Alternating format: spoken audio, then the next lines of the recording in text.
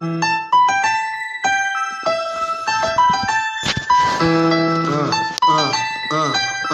Democrats don't speak for me. Speak for me. Speak for me. Republicans can't speak for me. Speak for me. Speak for me. A bitch ass nigga can't speak for me. Speak for me. Speak for me. You coon ass niggas can't speak for me. Speak for me. Speak for me. Listen here, this is a fact of life. I be rapping like Nat Turner came back to life. Grab Donald Trump by the pussy, he ain't acting right. I never run from a conflict, I be glad to fight. It's a very cold world that we living in. Somebody please tell Elizabeth you're not an Indian. You just trying to con them people to get the benefit. Just another immigrant, stealing from the Indians. That's some punk ass shit and that's too lame. Now we finna step over to Andrew Yang. And you a sucker, you could never speak for black folks. Fake ass pandemic, trying to get the black vote. The Democrats don't speak for me. Speak for me. Speak for me. Republicans can't speak for me. Speak for me. Speak for me. A bitch ass nigga can't speak for me. Speak for me. Speak for me. You coon ass niggas can't speak for me. Speak for me. Speak for me.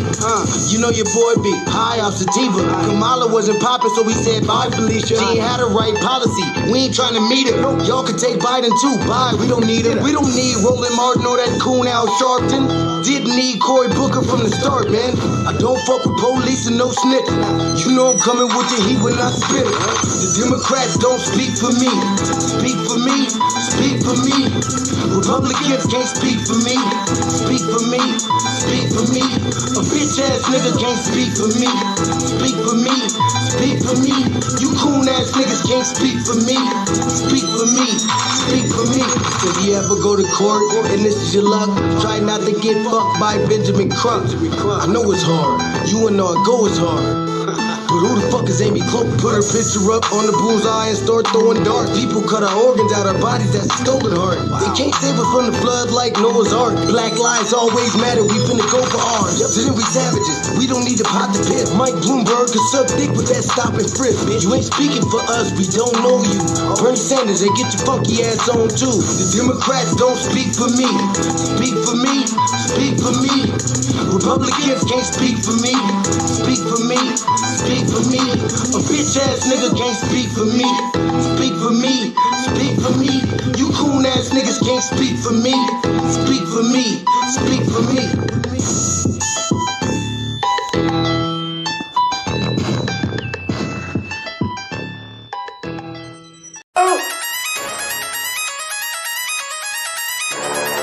I'm talking about Shawty going crazy. People going crazy in this motherfucker. Run that shit back, man. But it's nothing. Nothing. Got a woman on the bed.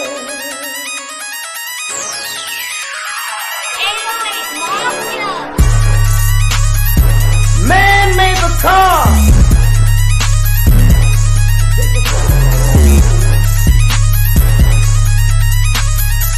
Man made the train to carry the heavy load. Man made the electric light to take us out of the dark. Man made the boat for the water like the 7 million. Man thinks about a little bit of baby girl and a baby boy. And man makes them happy because man makes them joy.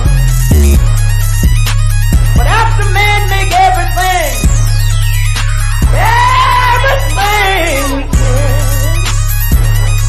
do you know that man makes money?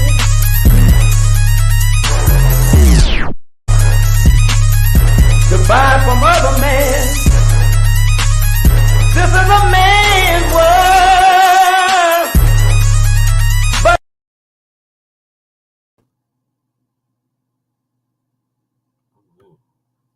Grand evening. Thank y'all for tuning in to another episode of the Frontline Black News. I'm your host, Shane Krumah. I should be joined here shortly with Shabaka Sankori, our West Coast correspondent, and Lady Che. who's also the host of Frontline Black News. And on season 3, episode 37, or Tray 7, part 2 of the Frontline Black News, we'll be discussing the topics we didn't get to in part 1.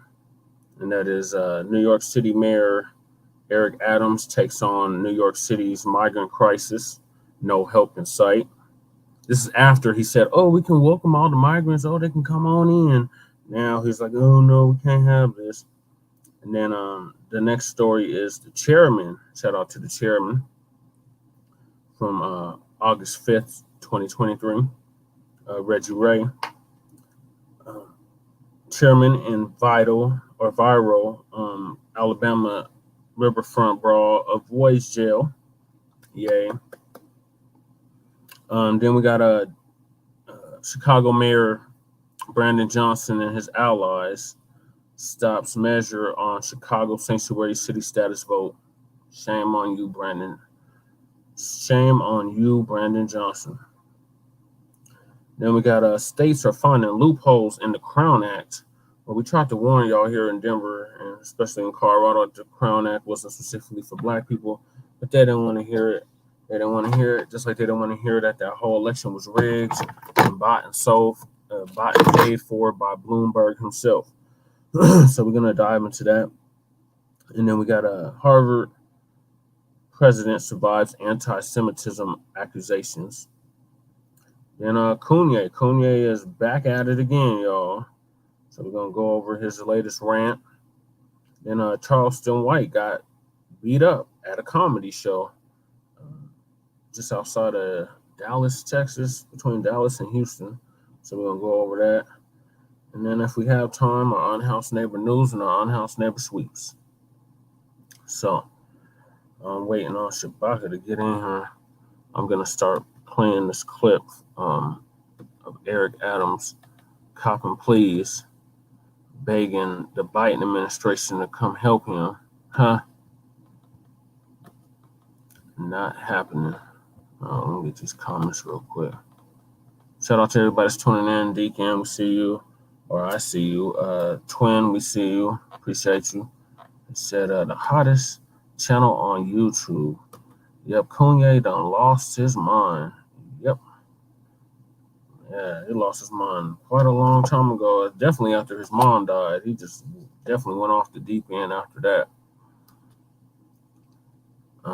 And shout out to Charleston White. Yeah, he's a freaking trip. All right, so here we go.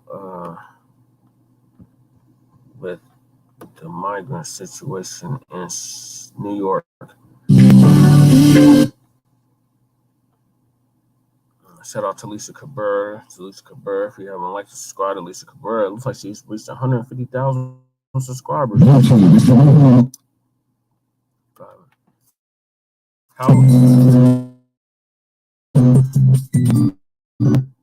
Deacon and Twin, how's the sound?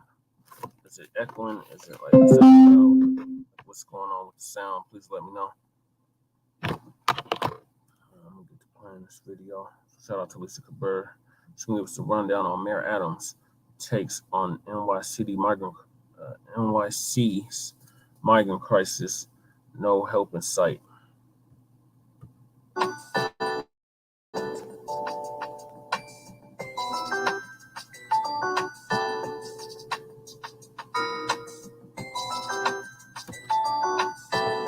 Okay, it sounds distorted. Okay. How does it sound now? On the video, does it still sound distorted or is it better now? Mayor Eric Adams has been going through some trying times in New York, especially with the migrant situation. Yeah, it took a long time to do it, man. They trying to. Greetings, Shabaka, from the high income city. Yeah, you know. Yeah. So the Pony Express lost today, huh? No, that was yesterday, Shabaka. And there's no such thing as a pony. We are Broncos, goddammit. Ponies don't exist. Broncos do though. And that game was fixed, Shabaka. I'll be here all night talking about how fixed that game was. They took 3 touchdowns back from us. How did they do that? Unnecessary roughness? No, they tried to say we didn't make the across the plane 3 times. Like, really? And then they called one touchdown back based off a penalty. And then, like I said, the rest been cheating all damn season. It's been a complete shit show. But welcome, Shabaka. Well, didn't the coach use instant replay? I don't know why he didn't challenge some of those calls. It was just like he was like, "Oh, we're just gonna let them play."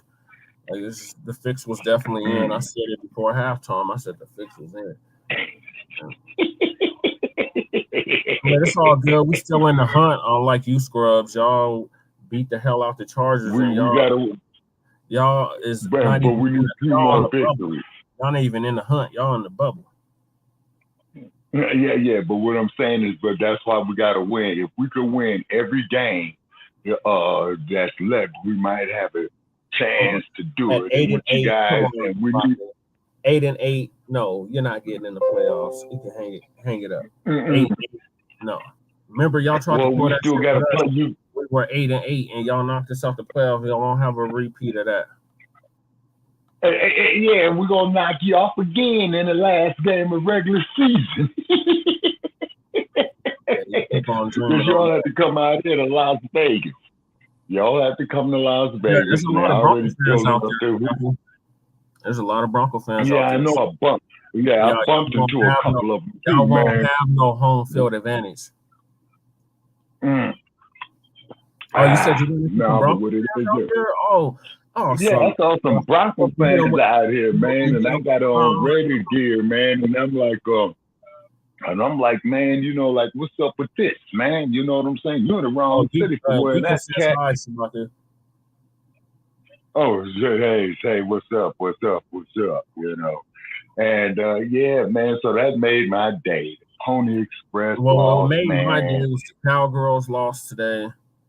And the Jaguars. Oh yeah, that made both of our days. Right there. You know, the Cowgirls. The Cowgirls in Boys Town. I want to see them fools. Well, you know what I'm saying? 49ers won, Shabaka. So they're going to be hosting the NFC divisional playoff. Yeah, they are ready to make for it. They're going to be hosting the NFC divisional playoff. And then Philadelphia, you know, they're going to be hosting the NFC divisional playoff in the East as well, too. You know, because, you know, man, there's a whole intricate map to it when it comes to the playoff pictures, you see. So, you know, a lot of stuff could still shift. Yep. But I just want to see, especially on the AFC, you know, the Ponies lose. No, the Broncos are going to lose. So we need. I just want to see the Gators lose as usual. Just lose. We got to win all 3. Yeah, just win. Mm-hmm. But getting to the spread, Adam, we're going to crumble. Oh, man, that's cool, man. Yeah, he's pathetic, man. He's pathetic. And then also, to that Brandon Brandon Johnson in Chicago, and I'm glad you brought that up. We're going to get on him too, Shabaka, so just hold your horses. All right. Okay. So we got Eric Adams here. He copping pleas now after he said, we take in the migrants. Oh, New York, take them in. Mm-hmm. Now he's copping pleas. Talking about he can't take no more migrants. So we're going to let Lisa Cabrera give us the breakdown. All right, for Ms. Cabrera. And then also, too, try to get help. No, what were we going to say, Shabaka? No, I was going to ask if we could speak with Ms. Cabrera live. Please ask her to mention Frontline Black News. You know what I'm saying? She always shouts us. I'll be in her chat. Oh, okay. All right. Oh, okay. And then also, too, the same thing, too, with Uncle Philip Scott. I like his material and what have you, man, but please mention us. You know what I'm saying? Because and then you and I got to go over, man, these groups. Yeah. Where we the administrators at, man, to see who's he doing that definitely there. Coming in hot. Twin said you coming in hot. Who's coming in hot? You. Oh, yeah, man. You know what I'm saying? Glad that the Ponies have to go back to the barn. Put some respect on man, you're all old, man. man, y'all's oats didn't work, man. You know what I'm saying? And I'm sitting up here looking at all It these didn't work because the Cowboy refs West. to work. Like I said, they took 3 touchdowns back. But yeah, just in case you forgot. Oh, okay. All right. Okay. Those goddamn it. Oh, okay. And then also too on his camera on his phone, I see they're not letting the reverse angle use. Man, this damn artificial intelligence is really taking over. Oh yeah, big time. So you might want to, you might want to put a footnote in there, man. It's because I turned on my laptop. That's why I put it on the phone, right? Yeah. Now, the phone won't let me reverse the picture frame. Like how you'll show what's in front of you, or if you want to show your face, right? Yeah. So the phone ain't letting you do that now, okay? And then I turn on my laptop, man, and do you know, man, I'm sitting up here, man, for 20 minutes just listening to this ping, ping, ping shit. Yeah. AI, advertisement, advertisement, advertisement, advertisement, advertisement, advertisement, advertisement. And the damn state of California needs to do something about that to regulate them tricks. You know what I'm saying? Oh yeah, we definitely. Yeah. We're still going strong because it's getting to be too much. Yeah, because you're getting all these damn trillionaires, cornering the fucking market, man, and they ain't letting nobody else make no goddamn money. You see what I'm saying? Yeah. And they want to clog up everybody else's shit, with this, and then they put this bullshit up here, you know what I'm saying? Like for these, and Tweety has quit sharing, information that you would get off the Tweety Bird, and you used to be able to share it to Facebook, so they shadow banding on that. Because, like when we do our advertisements, man, sometimes we'll go to Facebook and then we'll share it over to Tweety Bird. So Elon Musk, who's a bore, by the way, is allowing that. And then I'm making it plain out there to the whole wide world. There ain't no such thing as no white African. Okay? I don't give a damn from South Africa, East Africa, West. There ain't no such thing as no damn white African. Try telling them Afrikaners that, Shabaka. Oh, no, they can kiss my ass. You know what I'm saying? I've argued with them fools on the damn internet. I call them. You with them in real life, Shabaka. I had a few of them in my class, and I went smooth the hell off on them. Like, how the hell you an African? You a damn colonizer. You were descendant of colonizers. Yeah, exactly. Yeah. Yeah. You're Boers. You see what I'm saying? You're Dutch. You see what I mean? It's because, we got a mutual Facebook friend who is traveling on in Tanzania. African American. I said, oh no. No. First was, I'm an African. I damn sure ain't no American. And I damn sure ain't no American. Is because if I was a fucking American, I wouldn't have to worry about this fucking police blowing my brains out each time I get stopped by these race soldiers. If I was a fucking American, then we would not have had the brutalization of slavery and Jim Crow in this country if I was a fucking American, okay? So what they need to do is cut the fucking check for the reparations. Period. $100 trillion right now. But getting to this Coonye officer, Eric Adams. Oh, God. Sick. He's sick. He's copping pleas now, Shabaka. He's saying he can't take no more migrants. Okay. And they telling him. Remember, the Democrats, and he is a Democratic mayor. And Joe Biden will not help him with the migrant situation. His own governor, she won't help with the migrant situation. He is literally fending for himself, and it's taking a toll on him politically. He's polling really bad.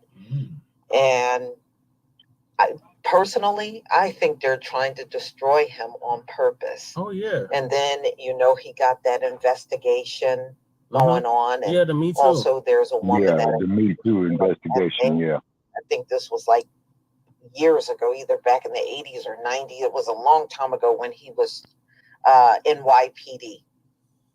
So, yeah, he's got all these problems, and I personally think they're trying to destroy him politically. I think the Democrats are. I hope they do. So, Mayor, I hope they do. players, I don't care if they go whoop his ass. From the federal government as New York City struggles with migrant crisis. Yeah, I don't care if they go whoop his ass. You know what I'm saying? Right. New York Turn him City over to the necktie party with the Klan. Speech after visiting Washington, D.C. Yeah. Take his ass out there to Montana and put him up there with some of them Trump supporters. Take him down there to Florida. Give him to the panties. For the time he's a race trader. The migrant crisis has plagued the mayor for more than a year, according to a Quinnipiac University poll released Wednesday. Adams' approval rating sits at 28% among the self-identified registered voters. The rating is the lowest Quinnipiac has ever recorded for a New York City mayor since it began tracking statistics back in 1996. On Thursday, Adams once again traveled to Washington, D.C. to meet with congressional leaders and Biden officials to appeal for more federal aid for his sanctuary city. Migrant crisis. He broke the news that he left empty-handed at a press conference with religious leaders the next day. That's your Democratic Party. Yep. But they got all the money. Selling these straight down the tube. They got all the money in the world for Ukraine. So Adams acknowledged New Yorkers are upset. The migrant crisis has taken resources that should go to the day-to-day services of running the city, he said. We did not. No, those are resources that need to go to Black people for reparations. Exactly. That anything is going to dramatically change.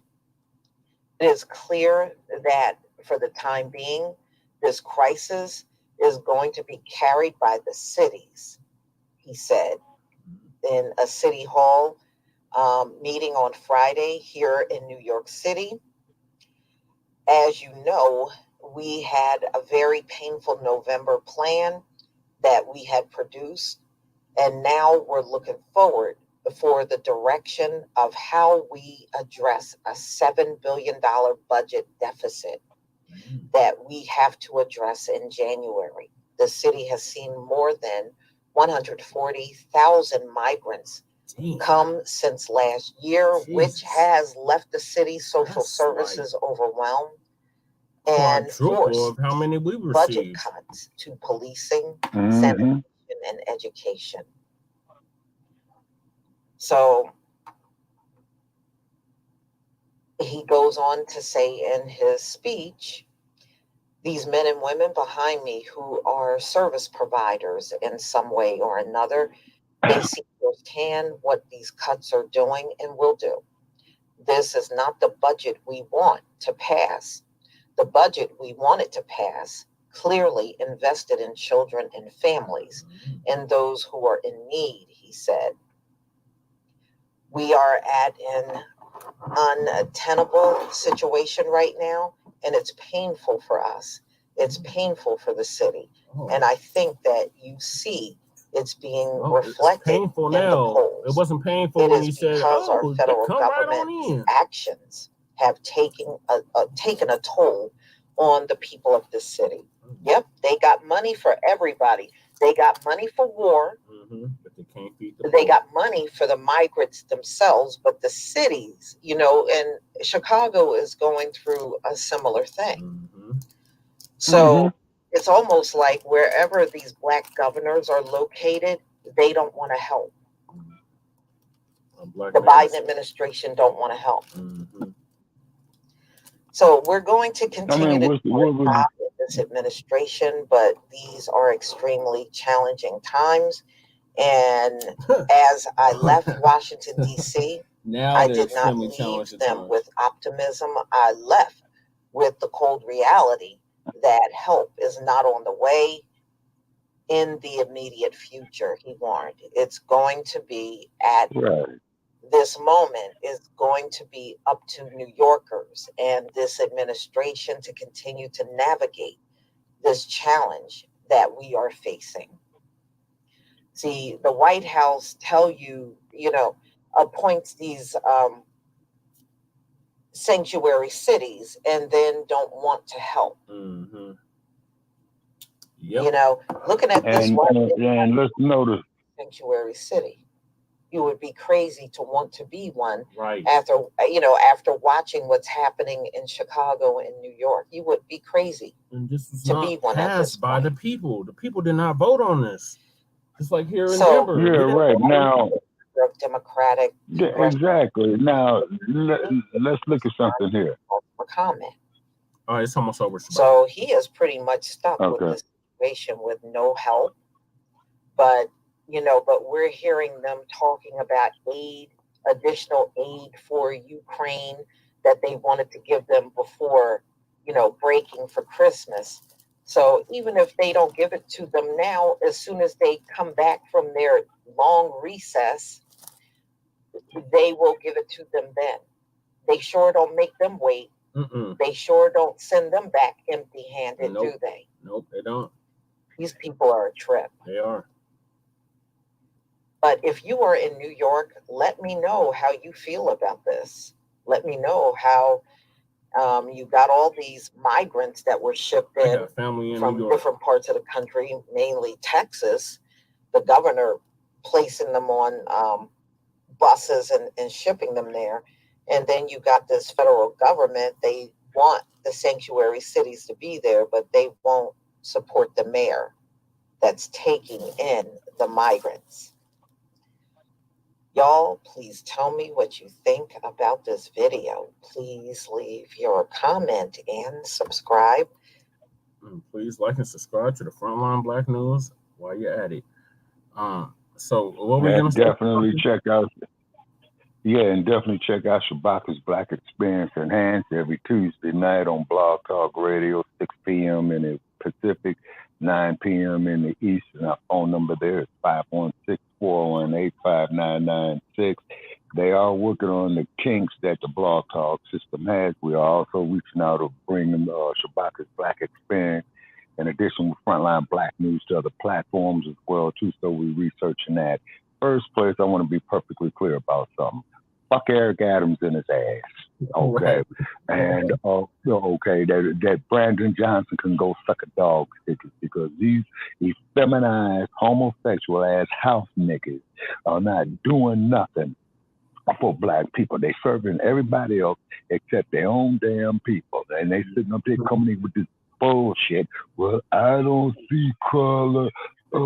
We are the same. And the brain dead motherfucker can't even realize of how he is being fucked around by opposing forces in the political spectrum.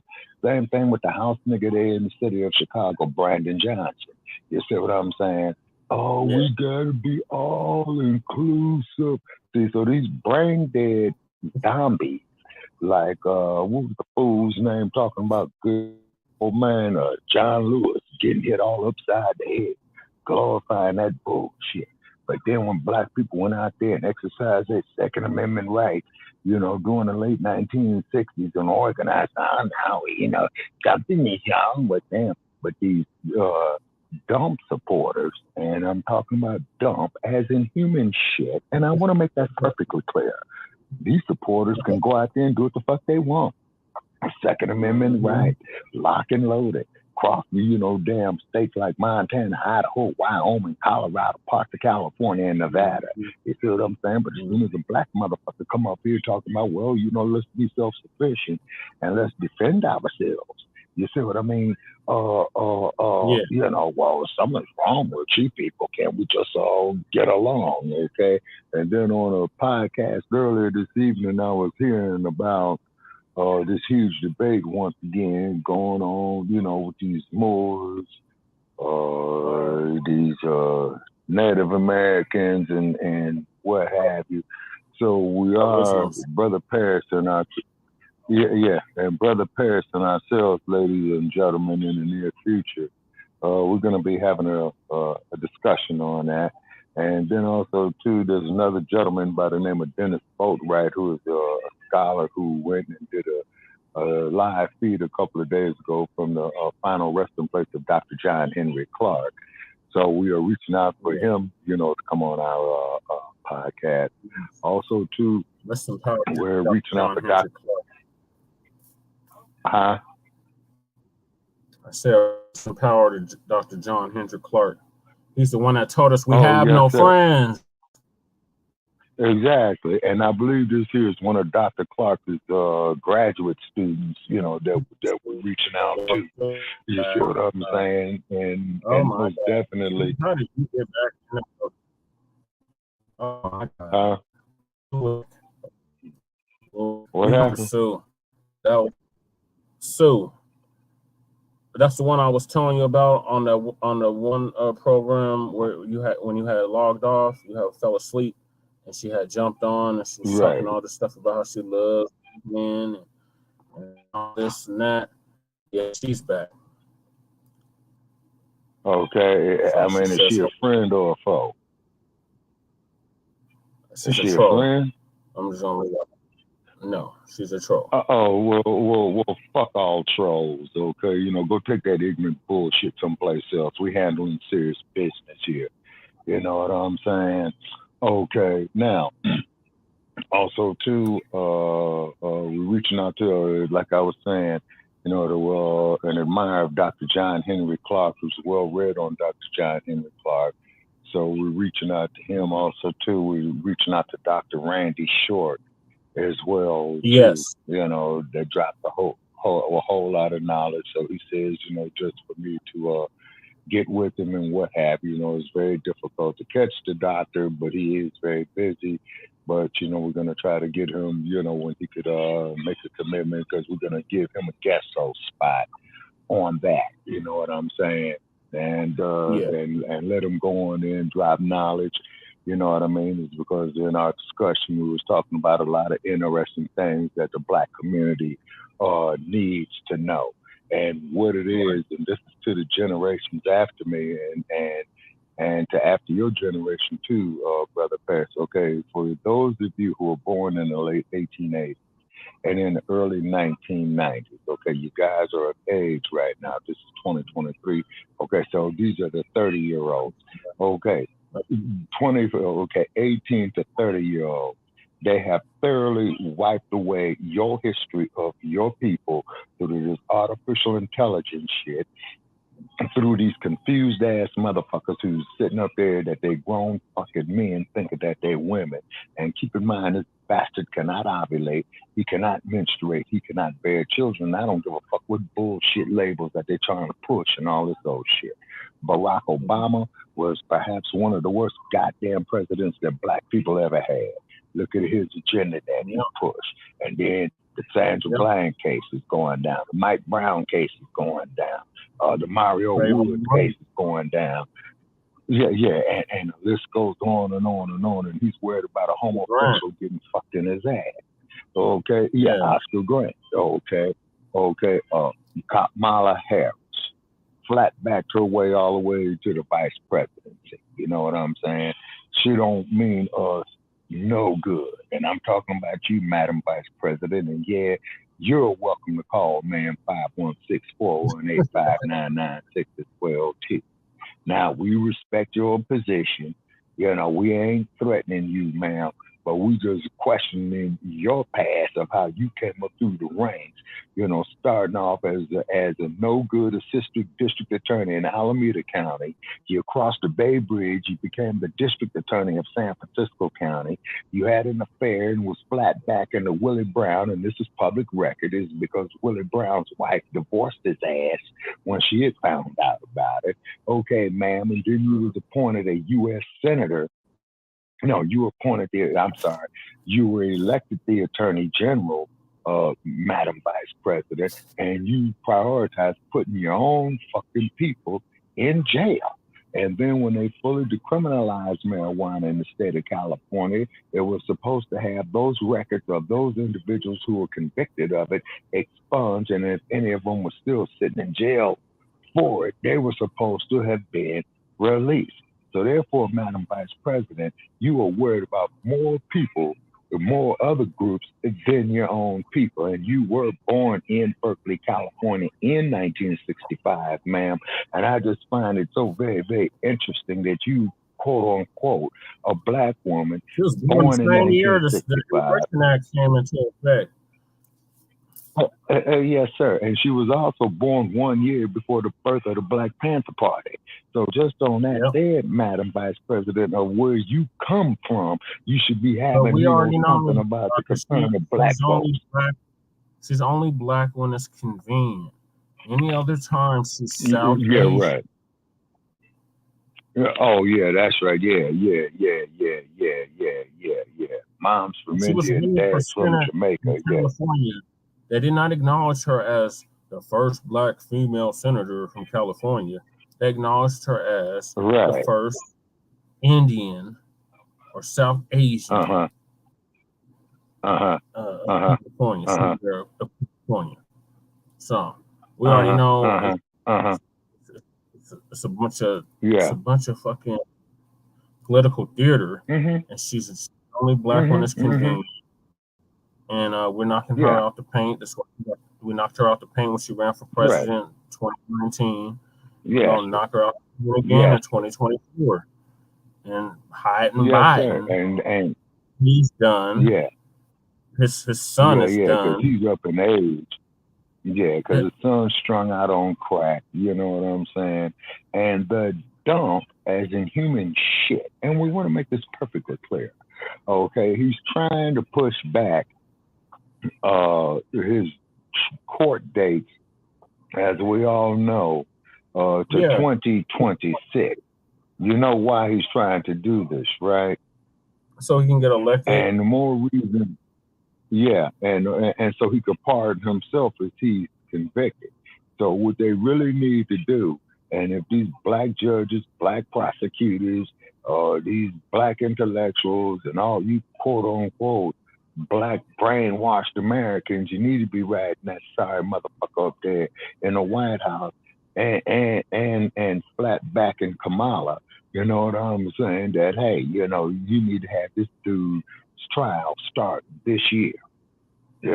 Or the first part of next year. I'm sorry. Yeah, the first part of next year. You don't wait till 2026. You see what I'm saying? And then that Miley Green, former governor of South Carolina, is running on the Republican side. What's her name? Marjorie Taylor Greene. Yeah, Marjorie Taylor Greene, and then that other broad, you know, who is a dump supporter, Diamond and Silk, Candace Owens, all these raggedy ass bitches. One of them died. One of them died. So okay. Okay. Well, yeah. I think it was Diamond and Silk, but there was some hand-picked ancient mama names that Trump gave them.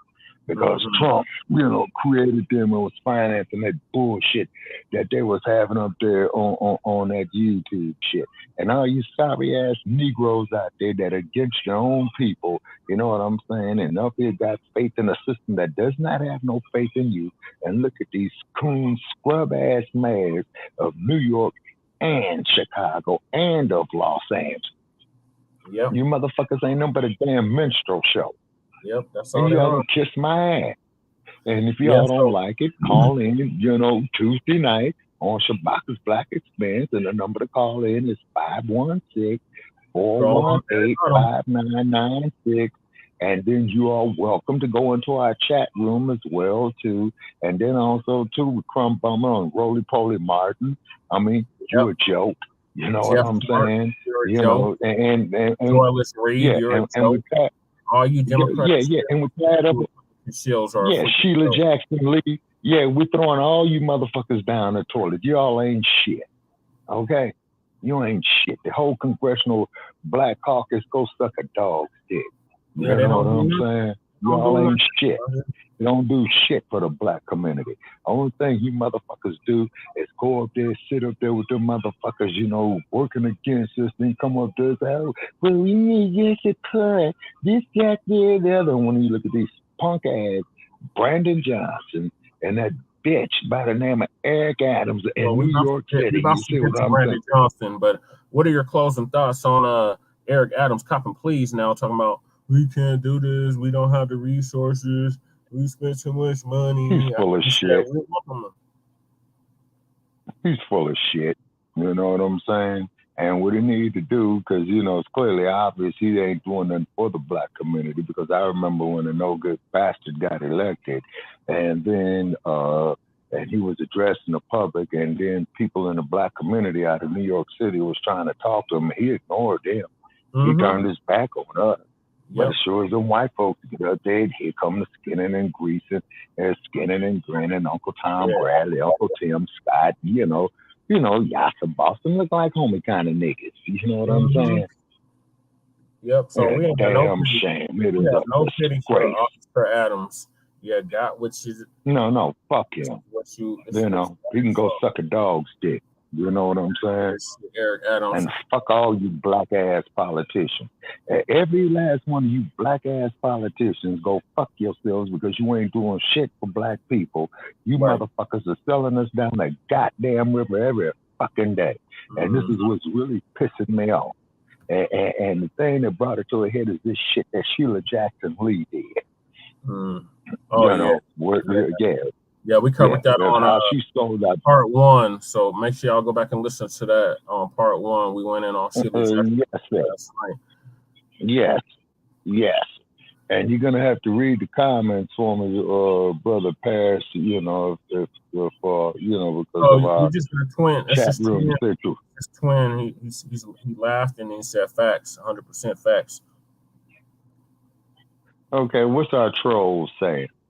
I got rid of her ass, Shabaka. I don't have time for that shit. Oh, okay, cool. Moving right along. You know what I'm saying? Oh yeah, the hell with you, you get no pity, no sympathy from us. This is what you asked for. Right. He lost his black card. Exactly. Black card rejected. You turned your back on the black community, and now Biden is turning his back on you after he lied and said he was gonna have the black community's back like we had his in 2020. Yeah, exactly.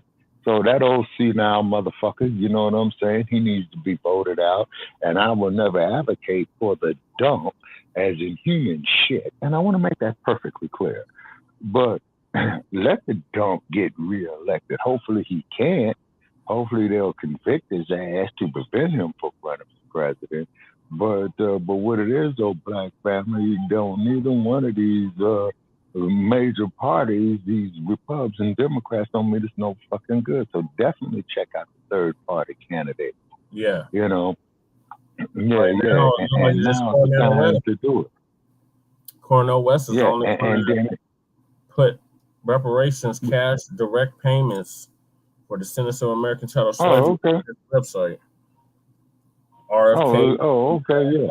None of the other independent candidates that are running did that. Marianne Williamson, she supports reparations, but it's that Democratic bullshit mainly, and the amount that she's suggesting is really low. Right. So she's not getting our support. And then exactly. And then for all you white people out there, you know, that crumb bum, you know, on us for reparations with your smart ass comments and all that old shit. And shout out to Marcel for putting her ass in check, because she tried to talk crazy to him at a town hall, and he went smooth the hell off on her about them small hats. Right. Okay. Yeah. And that's another thing too. We're gonna have to start in the topic, Shabaka. So I gotta move us along because we've been on this topic too long. Yeah. So to hell with you, moving right along. Hopefully you get recalled and you don't get a second term. Moving right along. To the chairman. So the chairman of Alabama, you know who he is. Oh, all right. More power to the chair. Yeah, what's happening with the chair? Uncle Reggie or Reggie Ray is not going to face any jail time for his involvement in the virtual or viral Alabama Riverfront Brawl that took place earlier this year in August 5th of 2023. Okay, good. Good, real good. Okay, and then also too, you got that old punk ass black police chief of Montgomery, Alabama. You know, with his capitulating ass. You know, I don't need the black vote to win. Yeah, that motherfucker. Yeah. And I take kind of indifference to that is because you know, my people slaved down there in Alabama. Right. You know what I'm saying? Near Montgomery. You know what I'm saying? And what have you. And the reason why having a difference because my blood or my ancestors were shredded on that land down there in Alabama. You see what I'm saying? And for all you sons of bitches out there who are not black, oh, well, you slaves need to get over it. No, you all go take your white asses out there into the fucking sun in 150 degrees, you know, in Las Vegas in about 6 months and stay out there with no tent. And let's see you get over it. Be sure to leave your sunscreen at home. Let's see you get over it. Right. And them few hours that we telling you to go out there and stand ain't shit compared to the hundreds of years that we slave from sun up to sundown. Then taking our damn intellectual property and what have you know what I mean? And then also too, Brother Che, we will be reviewing, going in depth on this Moorish business, you know, to get more knowledge on that. It's because I had called up a podcast earlier today, and I couldn't get in. Jay Miller's in the building. Hey, Bang on the game. It looks like y'all the top team in the NFL right now. Yeah, they're going to be hosting a divisional playoff. Yeah. So I asked him, does he have any idea of who they're going to be lining up playing? Is it they're going to be playing out of the NFC Central first? Oh, wait a minute. Whoa, hold on. Wait a minute, Brother Che. No, I think San Francisco is in a position, man, to host the NFC Championship game. Yeah. Yep, that's what he said. As Jay Miller said, man. Yeah. Okay, and it looks like in the East it'd be Philadelphia hosting the Eastern. Now I was about to say Eastern Conference, but the East in the divisional or the championship. In the wait a minute. Okay, divisional, because Frisco will be hosting a divisional playoff in the West, and Philadelphia will be hosting a divisional. The Super Bowl is gonna come out of Santa. Where are y'all at? In Santa Clara now? Okay. The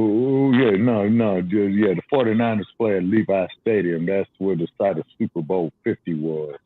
And as a matter of fact, that was the year they opened up that stadium as well too. And as you know, Beyonce had played a tribute to the 50th anniversary of the Black Panther Party. And I wanted the Panthers to win. I know, I'm so happy. We were singing all happy days. Man, they gave that Peyton Manning racist man his final game and gave that trick a ring. And that's why they got and then hold it. Then we got a crumb bum on Rudy Giuliani.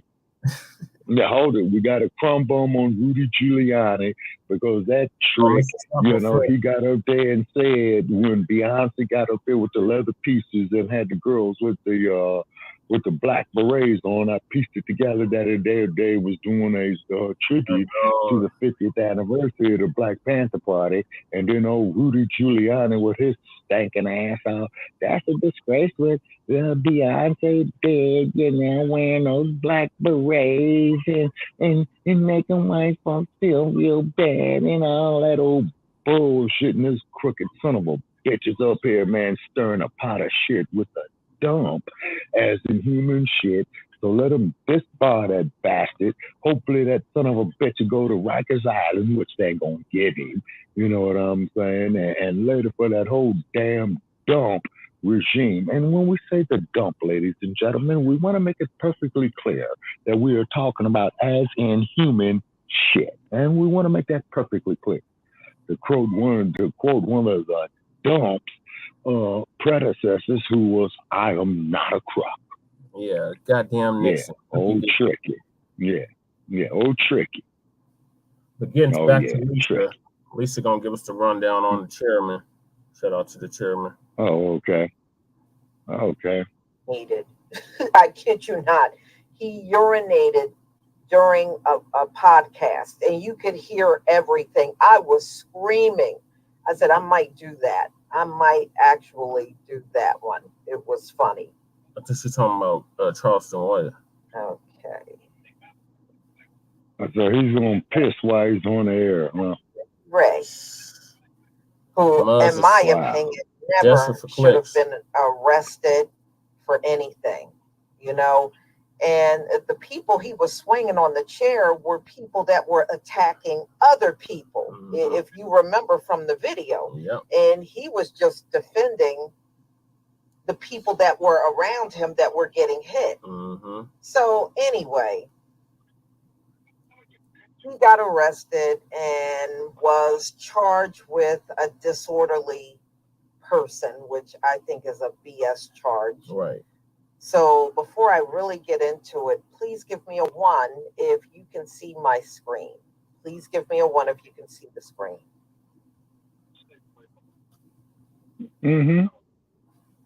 Yeah. And so, quite natural, of course, Brother Paris, as you know, they only persecuted the brother man because he was a black man. That's all. That's the only reason why. Get into it. So, man who wheeled bowling chair in a viral Alabama Riverfront Brawl the brakes off the video avoids jail. So he did plead guilty, and he is ordered to perform 50 hours of community service, and he's got to pay court fees of $357. I don't think he should have been charged or even pled guilty or none of that, but I understand why he did. If he didn't do that, he could have been in jail. So the man who used the folding chair as a weapon, the infamous Montgomery Riverfront Brawl, pled guilty to disorderly conduct, but managed to avoid jail. So he got a 90-day suspended sentence, and he was ordered to perform 50 hours of community service and pay $357 in court fees. This is according to the Montgomery Municipal Judge Milton Weststreet, according to Alabama.com. So the Montgomery Riverfront Brawl was a massive fight. Yes, it was. That took place on August 5th when a group of white voters attacked Damian Pickett. And if you haven't kept up, Damian has been charged. The man that got jumped has been charged. All right. And it's the most ridiculous thing. How do you get jumped and you get charged? And I said, boy, that's got to be the South, because that's got to be the South. It's called hypocrisy. Never been charged I think outside of the South, he would not have gotten charged with everything that was on video. But yeah, Damian Pickett is being charged with an assault crime, and he was the victim that got jumped. Wow. That is the craziest thing I have ever seen. And the fact that Alabama did that says a lot. You know, you got to think about it. On that day, white supremacy took a major L. So I guess they figured they weren't going to go down alone. So they charged the co-captain that got jumped, which is stupid. Right? That should not have even been allowed. And if he was charged based on one of the perpetrators complaining that he should have been charged too.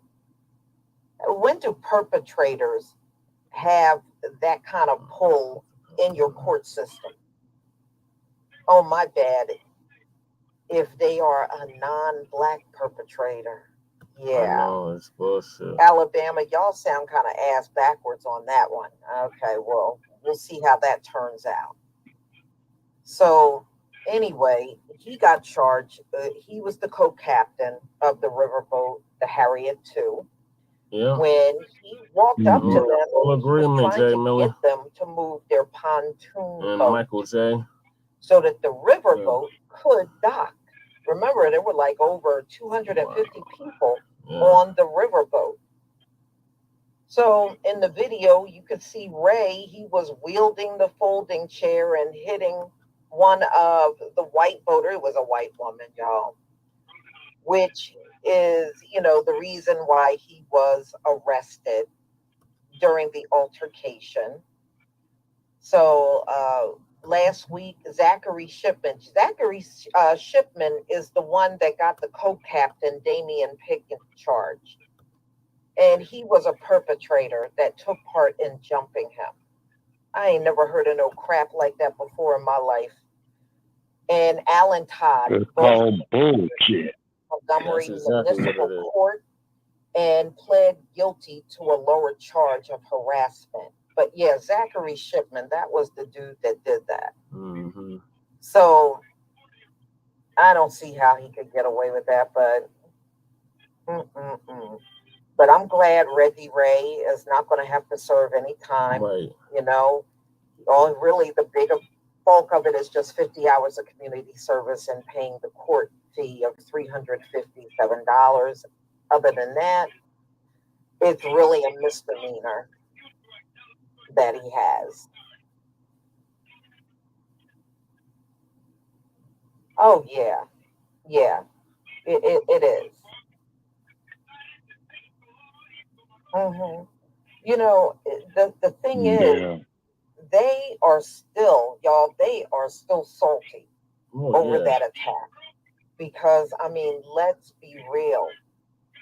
When the co-captain got jumped and all those people got involved, they were never expecting that to happen. They thought when they jumped him, nobody was going to care and nobody was going to get involved.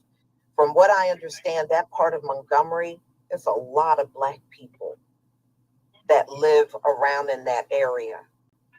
So they really picked the wrong place at the wrong time to try to jump a Black man.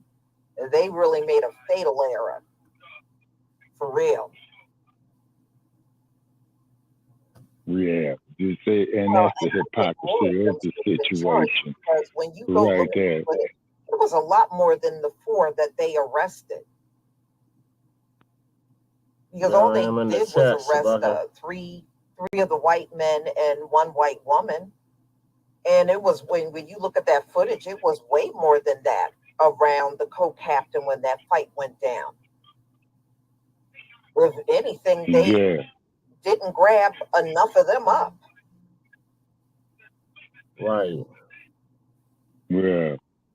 Yeah, you see, so, the hypocrisy of the situation, in my opinion, is bad. They jumped that man. They should have been charged with a hate crime. Exactly. Now that's exactly what that was. You say, and then watch what happens is that in the future when that happens is that when Black people go to defend their own against this type of attack again, they're going to charge the Black people with the hate crime. Well, that's what they did in the state of California about 10 years ago. Going down in history. Nobody is ever going to forget, ever.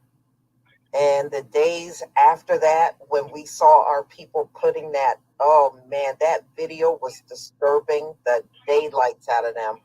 They were so upset that we were celebrating all over social media. Yeah. We celebrated all over social media. That was great news. That there was great news. That was great news. Great news. Great news. I think we went on about that at least for the next 2 weeks online. At least, yeah. We were looking at the replay and watching it again, and people were, every time somebody put a video up, I was looking at their version of the video. It was just so much fun. Yeah. And then then all them drunks is out there, and they let all them other people speak for them, like Johnny Walker, Jack Daniels, I.W. Harper, Smirnoff, Yeah, them bums was talking a whole lot of shit until that heat started hitting them. Off of that boat and kicked it, proceeded to they kick ain't their ready to go one-on-one with us. That was classic. Yeah, but you know who I mean by J.W. Johnny Walker Red and I.W. Harper and all that, right? Yeah. Yeah, there's that booze talking to him, and I'm drunk enough to fight right now, nigga out there telling us what to do, pound pain. For saying that Charleston, man, these crackers go out here and start this bullshit, man. See, that's the part that pisses me off. They start that bullshit, man, get their asses whipped. Now all of a sudden you want to go run behind the law, just like that raggedy, fat, nasty, walrus-looking, stinking, shamu-looking bitch, that went there and killed that man, and where they went up there and gave a time in prison. And we saw there, what was that brother passed about 2 days ago, right? Yeah. I'll watch it again. I must have watched that thing probably a good 20, 30 times. I enjoyed it so much. Shane and Lion, Lisa right on point, and Jay is right on point with us. Oh yeah. That's gonna be. I got that day etched for my big barbecue day. It don't matter what day it falls on. Monday, Wednesday. Never forget August. Friday, 5th. Sunday. It don't matter. My grill's going out. In the heart of my grill is beginning of Black August. Yeah. Down in Montgomery, where my ancestors' blood was shredded, on them plantations down there. So I was very, very happy to see that. Right. I mean, and I'm talking about, when is these motherfuckers gonna get it through their head that the days of ass scratching and yassa bossing is over? Right. Eric Adams and Karen Bass don't represent us. London Bridge don't represent us. Okay. Brandon Green don't represent us. When are you white people out there in social media land going to realize that the day of the yassa boss and the ass scratcher is over? To see those right now, I got those uploaded. Agrees with you. He says period. Before 5. So definitely, I hope you'll be able to catch the videos, and y'all will do this again tomorrow. I do have another live stream coming up tomorrow in regards to, we got a lot of people within the community saying they don't want Donald Trump or Biden. They don't feel that either one of them are going to do enough for the Black community, and they don't want to see them in office. So I have that live stream coming tomorrow. So stay tuned for that, and hopefully you'll be able to come back for that. So everybody, please enjoy the rest of your night. Enjoy the rest of your night, no matter where you are in this world. Yeah, and shout out to the viewers. Thank y'all for staying up late with us. But yeah, it's a damn shame he even had to go through that. Like, all he was doing was right. The co-captain. Yeah, that's all he was doing. That's all he was doing. And then his people go to defend him because they witnessed that this man is the victim of a racial attack. Okay, so the Black community, came together like a fist. You know what I'm saying? They simply brought those digits together. And then, not to mention, and a shout out to Aquaman, the youngster who dove off the ship, off in that water, and not knowing, and then according to Sister Akshita, who is from that region of Alabama, she says that waterway is full of alligators and all the other kind of critters they got out there for your ass. You know what I mean? And so, hey, so definitely appreciate Aquaman. Move some mic in the house. He got Reggie Fun up. He's not getting the support he deserves. Right.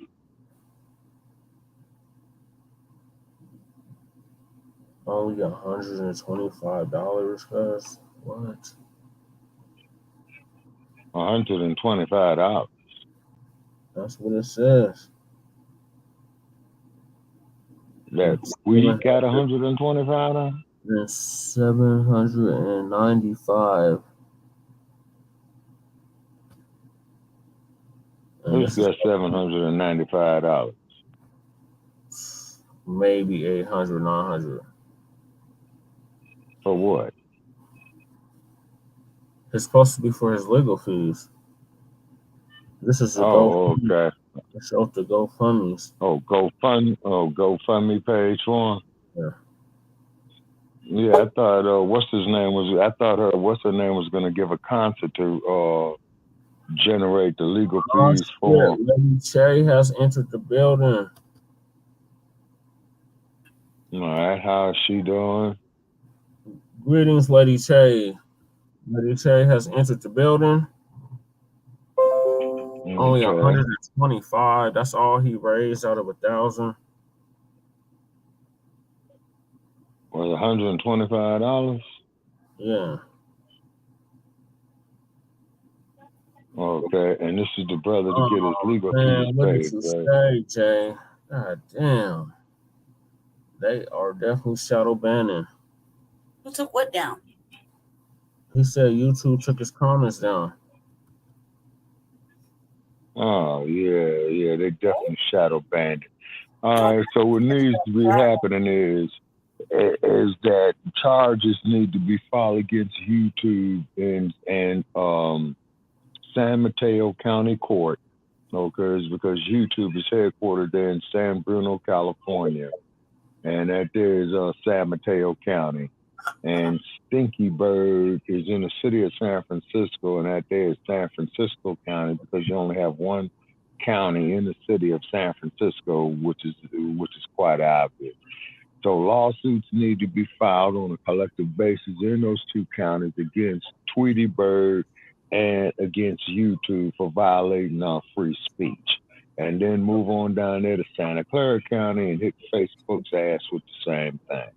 Because you motherfuckers, all you goddamn sons of bitches out there in social media, over there in Frisco Bay, okay, you don't like our unconventional truths because it makes you feel uneasy. And then when these white racist supremacists and sick-ass bastards like the panties and the dump as in human shit, and I want to make that perfectly clear, okay, talk about us, impede our progress, and oh no, they didn't violate community standards, so we're supposed to be sitting up there like some damn Uncle Tim Scott skinning and grinning.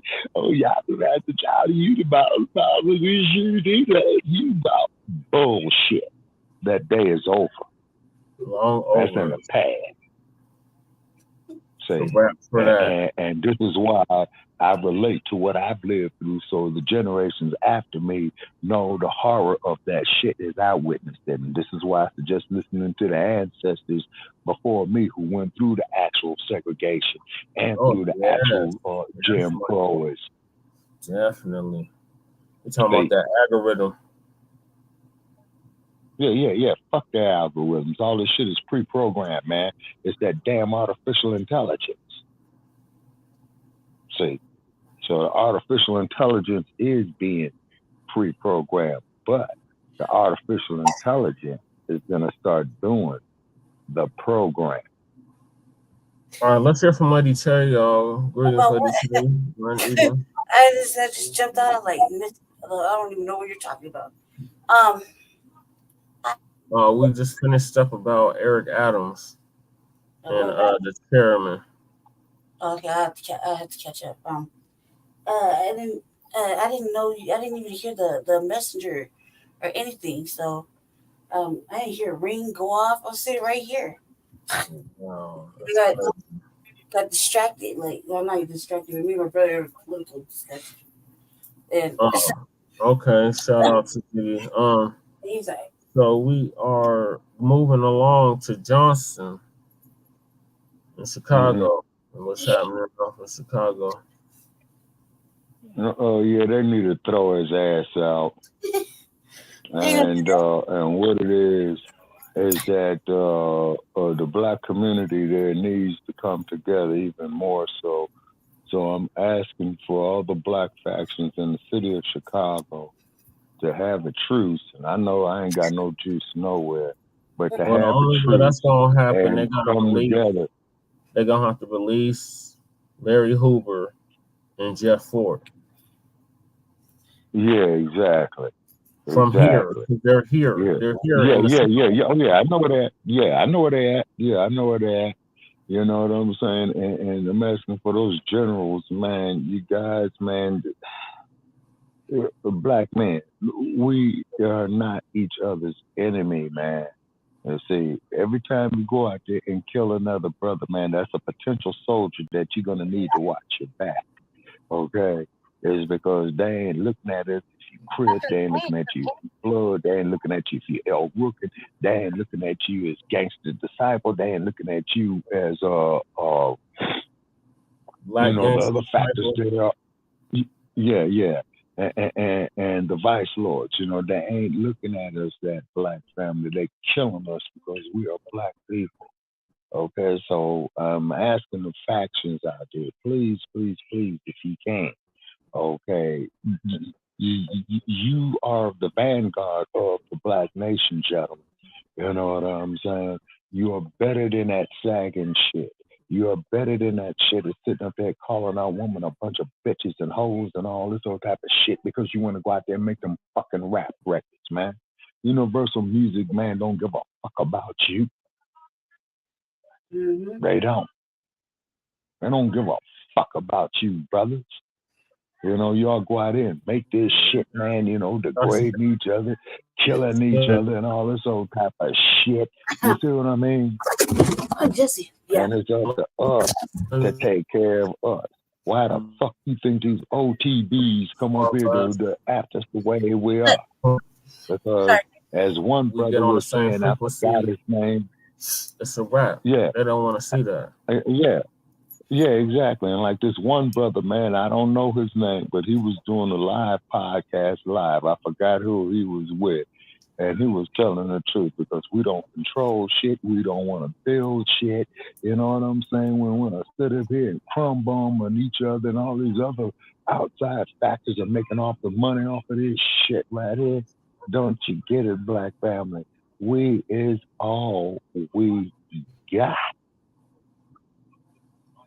That's all that we got. But they ain't stopping you over, man. Yeah, they ain't pulling you over because you're a Crip or Blood or Vice Lord or what have you, or any other crew, man. They're pulling you over because you black in America or what they perceive as black as in America. They look at all of us as the fucking enemy. Mm-hmm. Yep. So the more of us that get on code with that, the better off we'll see. Moving along to Chicago. Sir. Yes, sir. That is the only way I see it. You know what I'm saying? For us to preserve ourselves. Now, if somebody's got something better, if somebody is out there older than me, man, that knows something better, by all means, call the number up, drop the knowledge. We are not each other's enemy. Don't you get it? These other groups are thriving off of us is because of the division that we have in ourselves, and not only here in the U.S., but throughout the Caribbean, on the continent of Africa. How do you think them damn neo-colonialists got in power over there? How do you think the colonialists got in power on there? Same thing they did to the indigenous people, and divide and conquer.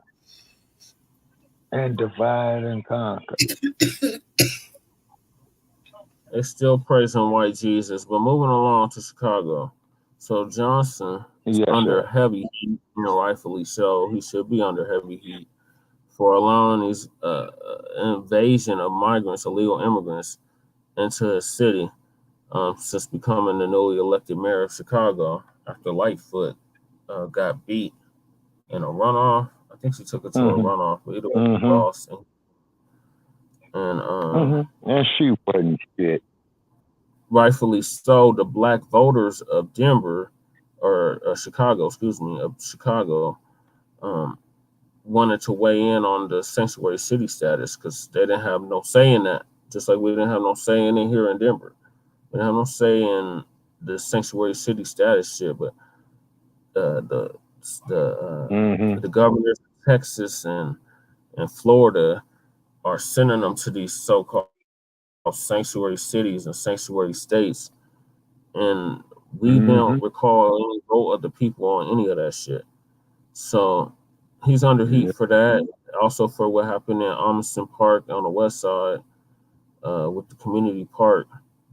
It's now closed down as a result of the people fighting back against the shit. So they don't let them know they about to turn Chicago red in 2024 if you don't get shit right.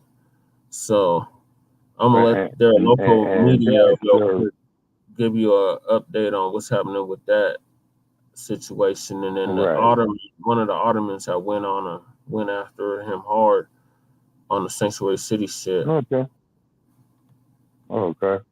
Debate. The Chicago City Council has rejected a bid to ask voters to weigh in on the city's sanctuary status. Tia Ewing's in Studio 32 with what could be next year. Tia. Well, Anthony and Natalie, it's like the end to the saga. Many Chicago residents feel like they should have a say on if the city should continue to be designated a sanctuary city or not. The question appearing on the ballot fell flat, and it's likely to stay that way. There were a lot of opinions from the gallery during the city council meeting. Repealing the ordinance will do nothing to stop the buses from coming or end the need that the migrants present. So this is how it all went down. In a 31-16 vote, majority of city council opted not to allow voters to say yes or no on if Chicago should continue its designation as a sanctuary city. 2 more votes in favor were needed to suspend the rules and move forward to this question that was drafted. Should the city of Chicago limit its designation as a sanctuary city by placing spending limits on its public funds? The issue is now dead and likely won't appear on the ballot in March. It's now in the hands of the Rules Committee. They meet again in the new year. One of the resolution sponsors, Alderman Anthony Beal, sounded off before the meeting was adjourned. What are you scared of to let the people have a voice? Right. What are you scared of? The truth? Right. Are we scared of the truth here? Apparently. Are we afraid that the people are going to tell us that we are spending money frivolously in this body? Now, as it stands right now on the ballot in March, there are 2 questions. There is room for a third, but the deadline for the question to make the ballot is January 2nd. The only way that this could possibly happen is if another special meeting is called. And I got a chance to talk to some members of city council, and they don't believe that will happen. Yeah, we don't believe it's going to happen either. Here at home after... I think this might be the same shit. Yeah. But it's some more in depth. Yeah. It's the more in depth of it. So I might play that real quick. Weeks of heated debate, the Chicago City Council has rejected a bid to ask voters to weigh in on the city's sanctuary status. Tia Ewing has a story. It's like the end to the saga. Many Chicago residents feel like they should have a say on if the city should continue to be designated a sanctuary city or not. The question appearing on the ballot fell flat, and it was under Harold Washington. It was they don't want to face any of that frustration and fear and ignorance. That's in the 80s. So they say, let's put a question on the ballot. Let's point that energy somewhere else because I want to make sure I remain in my seat. That's Alderman of the 40th Ward, Andre Vasquez Jr., before this heated special city council meeting. Repealing the ordinance will do nothing to stop the buses from coming or end the need that the migrants present. City council members weighed in. This motion fails. In a 31-16 vote, majority of city council opted not to allow voters to say yes or no on if Chicago should continue its designation as a sanctuary city. 2 more votes in favor were needed to suspend the rules and move forward to this question drafted. Should the city of Chicago limit its designation as a sanctuary city by placing spending limits on its public funding? The issue is now dead and likely won't appear on the ballot in March. It's now in the hands of the Rules Committee. They meet again in the new year. One of the resolution sponsors, Alderman Anthony Beal, sounded off before the motion was adjourned. What are you scared of to let the people have a voice? What are you scared of? The truth? Mm, Are we scared of the truth here? Are we afraid that the people are going to tell us that we are spending money frivolously in this body? The deadline for the question. How much a recap?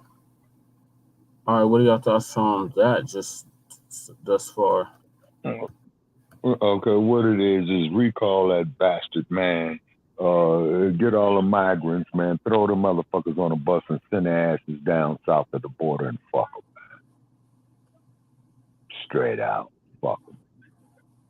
Because they're pulling away resources from the black community, man. These damn black ass politicians, man, they so fucking dumbfounded. None of them know their ass up from a hole in the ground. Sitting out here, you know, being more concerned about every other motherfucking group, man, than our own people. That's ludicrous. And you don't see other groups of people do that. When other groups of people come to political power, man, they take care of their people's concerns first. But the black ass politician of the United States of America and Barack Obama, they got that boss we sick syndrome. Barack Obama, worst goddamn president there ever was for black people. And those who don't dig it, call us in Tuesday night, 516-418-5996. Yeah, Jay is in there. Shout out black to all ass the politicians ain't shit. Got it over. And when I'm saying these black ass, and what I want to do is be clear this here, Brother Jay. I'm talking about these black ass politicians for these two-party systems, Repubs and Democrats. Okay, there ain't no difference between the two. Black politicians run as third-party candidates. You can come on our platform and give out, you know, what you're gonna do. You see what I'm saying? So we appreciate the brother down there in Mississippi, you know, that ran as a third-party candidate for the state assembly. We appreciate Cornell West. Yes, sir. And we appreciate Cornell West running as a third-party candidate. And I think what the black community needs to do is say, fuck these Republicans, fuck these goddamn Democrats, and start concentrating on third-party candidates. And it's going to take a minute. And then shore ourselves up economically, commercially, physically, militaristically. You see what I'm saying? Financially, politically, you see what I'm saying, against this dump machine that's getting ready to come back in 2024. And believe me, black family, it's going to be a world of shit. Yeah. For us. I'm talking about for us. And we are putting that out there. All you other races, we can't do it for you no more. You motherfuckers got to go take care of yourself. So for those of you that got me as a friend on Facebook, if you ain't black and don't dig what I'm saying, unfriend. Unfriended. Period. All right, so we're going to go to you don't like what I'm saying? Rather, the No Black Media's take on it. This shit with the sanctuary city status vote in Chicago. Right. So this is TD Hip Hop, formerly TD Hip Hop, now it's TD Media Group, but he will forever be known as TD Hip Hop, regardless of the name. But yeah, he's gonna give us his run on it and pull up some articles on it so we can see it clear as day. So it ain't just us telling you this. Going to happen. You can actually see it and read it on your own time. This ballot measure was largely symbolic because as a whole, Chicago, the state of Illinois, is a welcoming state, right? So there's other legal matters as well there. There are other legal matters there as well. So this was largely symbolic, but there is a place for symbolism for as much as I speak against it concerning how it's weaponized against Black Americans, concerning the relationship between Black America and the Democratic Party. Clearly, there's a use for it because it works successfully against Black Americans all the time. But this time it would have had the reverse effect because what you saw happening was this trending momentum moving forward more and more aggressively in Chicago, where you had Black Chicagoans, blocking Brandon Johnson at every corner. They blocked him from being able to take a Munson Park. They blocked him from being able to take the South Shore High School. Every city council meeting that was being held concerning the migrant crisis was packed with Black Chicagoans, to which no one else was able to get a word in edgewise, in which Black Chicagoans were staunchly and sternly against Chicago being a sanctuary city. And this is a horrible, ugly look and a horrible, ugly stain on a blue city like Chicago when you're in an election year and Biden's trying to beat Trump, and you have this vote blue no matter who city with all these Black Chicagoans who are supposed to mindlessly vote Democrat like they always do, being against such a key policy like the sanctuary city status of Chicago. They don't want that to be infectious and then ripple out throughout the country. That's what they're trying to stop. So it was about killing the momentum of Black Chicagoans. They successfully blocked this measure. And remember, they also changed the rules on how you're able to have access to city council hearings. It is now more difficult in the city of Chicago for Chicagoans to enter into a city council meeting than it is for illegal immigrants to cross the border into the United States. It is amazing. The irony of that is crazy with the rule changes that were made in order for Chicagoans to actually get into a city council meeting. Once again, it's about killing momentum, because if you go back now and you watch videos concerning the city council hearing that happened today about the Chicago sanctuary city status, it is not. I was just saying, you know, come to Colorado. That's how it's like that. You know, they won't even let us get on the panel right now. Chicagoans from wall to wall. When you look at it now, because they have a thorough vetting process where minimal people are allowed on the second floor to speak unless you've been vetted. You see a handful of chairs behind the city councilman. Everyone's sitting there quiet. And unlike the normal circumstances during a city council hearing about the migrant crisis, where it was all Black Chicagoans from wall to wall, there were some Black Chicagoans there, but there was a whole lot of non-Black people there as well. Surprise, surprise, in favor of making Chicago or keeping Chicago a sanctuary city. I don't think any of us are surprised by that, because that was the look that they were going for when they put in place the new rules concerning how to enter in a city council meeting in Chicago. If you're just a member of the general public, you either have to be personally invited by a local official, you have to be a child or children on a field trip, or you have to put in your request via the email, in which from that point you will be vetted, and you need an ID to get into the city council meeting. Once again, the irony and the nonsense of all of this. So in Chicago, a Democrat city, you need to do all this and have your ID to enter a city council meeting.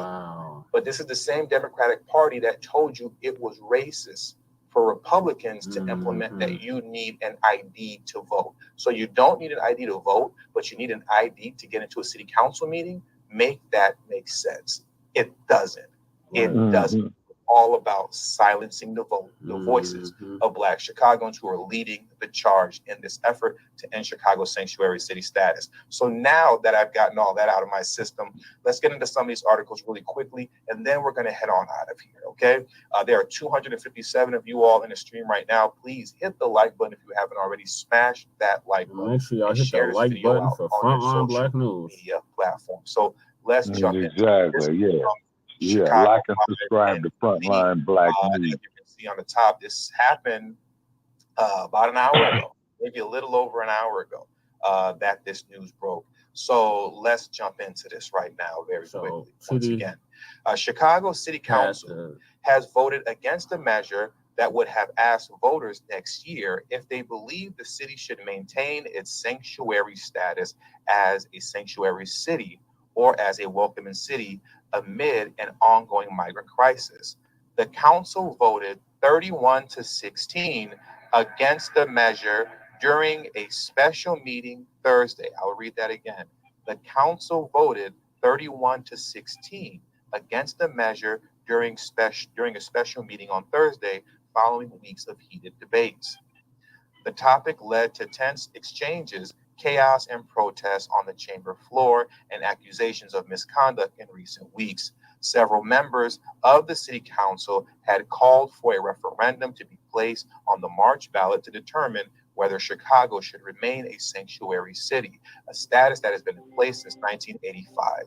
At issue is how to continue financing shelters and other essentials for more than 20,000 migrants at issue is how to continue financing shelters and other essentials for more than 20,000 migrants that have arrived in the city in the last 14 months. This is a direct quote from Ray Lopez, one of the aldermen who were in support of having the measure on the ballot.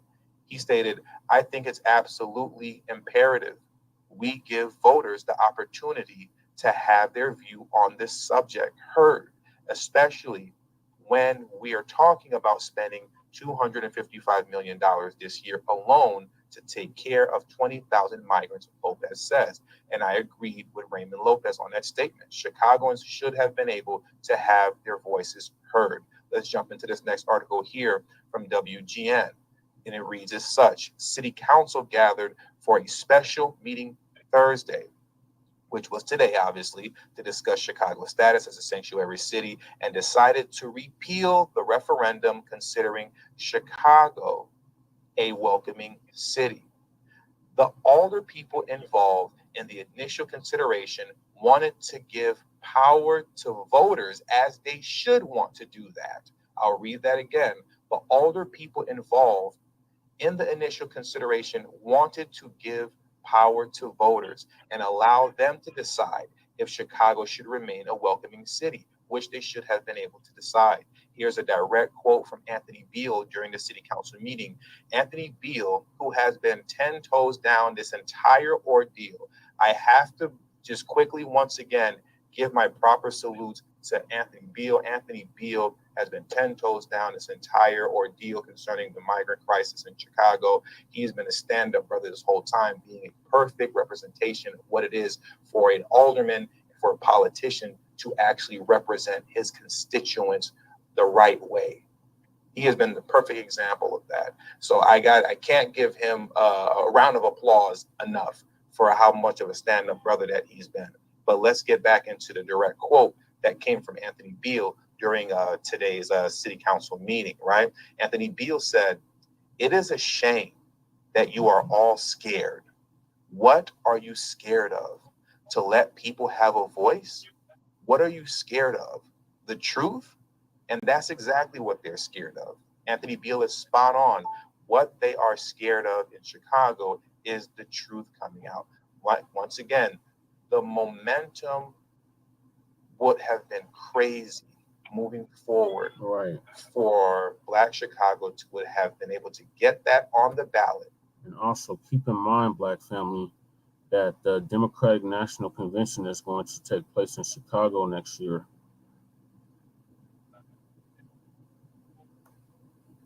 So they had to start with that momentum. Yeah. And the shit is crazy. Voted the measure away. You know what I'm saying? Chicago is technically no longer a sanctuary city. From that point on, the kind of pressure and the kind of energy that those in the city would have been moving with would have possibly been way too much for Brandon Johnson to handle in order to execute his plans that are being handed down to him by the DNC. And that could have sparked into something that could have been infectious throughout the country. It's about making sure Black Americans maintain their programming of just simply voting blue no matter who and ask no questions. Don't worry about the fact that you've been doing this since 1964 religiously and it hasn't resulted in any significant changes. Just keep doing it anyway. Don't break your programming. And that's what this was all about. It was making sure that their programming was not being broken and that this infectious, you could say, revolutionary spirit did not spread throughout the country amongst other Black Americans. Okay, so let's get back into this article and we're almost going to wrap this up.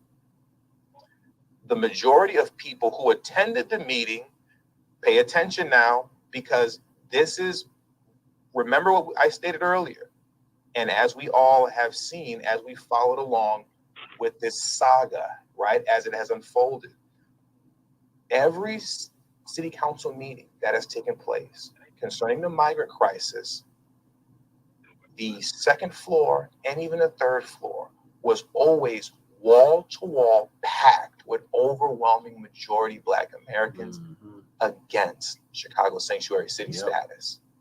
But now with the new rules in place, let's see who actually attended this time with the new rules in place. Watch this. Look at your man, Brandon Johnson, with his anti-democratic self. The majority of people who attended the meeting were in support of not reconsidering Chicago's sanctuary city status. I'll read that again. The majority of people who attended the meeting were in support of not reconsidering Chicago's sanctuary city status. Therefore, the sanctuary city referendum question will not be on the March ballot, on the March primary ballot. The majority of the people, it made it that much easier. It made it that much easier for the aldermen to vote against the measure with good conscience, not having a bunch of Black Americans holding them to task and calling them out for the sellouts and the snakes that they are. They didn't have that on their back this time. That is not who showed up this time. This time, they had a good, orderly bunch of people, the majority of whom, surprise, surprise, with the new rules put in place, were in favor of keeping Chicago's sanctuary city status. And with those good boys and good girls there who were largely in favor of keeping Chicago's sanctuary city status in place, that allowed the older people, the aldermen, to not have their conscience seared. This is what I'm looking for. To not have their conscience seared as they voted against the referendum. Wow. That you got to thank Brandon Johnson for being as anti-democratic as it comes, just as anti-democratic as it comes. And look at this part down here. Look at this part down here. I'm not going to read this piece in blue. Look what I have here in purple. This is just sickening. Here's a direct quote. They brought the Black pastors out, ladies and gentlemen. Not the fucking Lord have pastors, mercy. yeah. Brought the Black pastors out. And once again, this is how you know. This is what makes it so obvious that all of this was about being against and silencing the voice of Black Chicagoans. Because why do you keep bringing the Black pastors out? Right. Why do you keep bringing the NAACP Right. out? Why do you keep doing that if this isn't a Black Chicagoans versus Brandon Johnson thing? If this isn't a Black Chicagoans against the migrant crisis thing? Why do you keep bringing out Black pastors and NAACP? This makes it very obvious that this was about silencing the voice of Black Chicago. Not as much as it was about the city as a whole, but mainly about Black Chicago. But let's listen to what this Black pastor had to say. Lord have mercy. And I'll show you who he is right here. His name is Pastor Javon Dion. This is Pastor Javon Dion. And here's what he had to say. This is not a fight of them versus us, but this is a fight for morality, a fight for doing what's right, and a fight for what is just. Pastor Javon Moore stated. And this is him once again, Pastor Javon Dion Moore. That's his full name, Pastor Javon Dion Moore, or Reverend Javon D. Moore. I just can't with the pastors. I just can't with the way that they allow. Well, see, a lot of them is used as pawns too to sell it down the river as well. It just it drives me. Had that moist feeling to him, man. I got moist vibes coming off that pastor. Once again, I don't know what it was. I can't tell, but it could be the candles, it could be the handkerchief. I just feel like these little lips of the man, because like a man little moist feelings about this last thing in closing. Yeah, look like I'm not going to read the rest of this. Here. Hey, look, salacious ass pastor. It's irrelevant. I'm not going to read this here. What I do want to put here in closing is this, though, as we close this out, because this is very important, and this is even almost more so a personal thing to me, right, as well. I don't ever want to hear anyone bring up Jeanette Taylor's name to me ever again.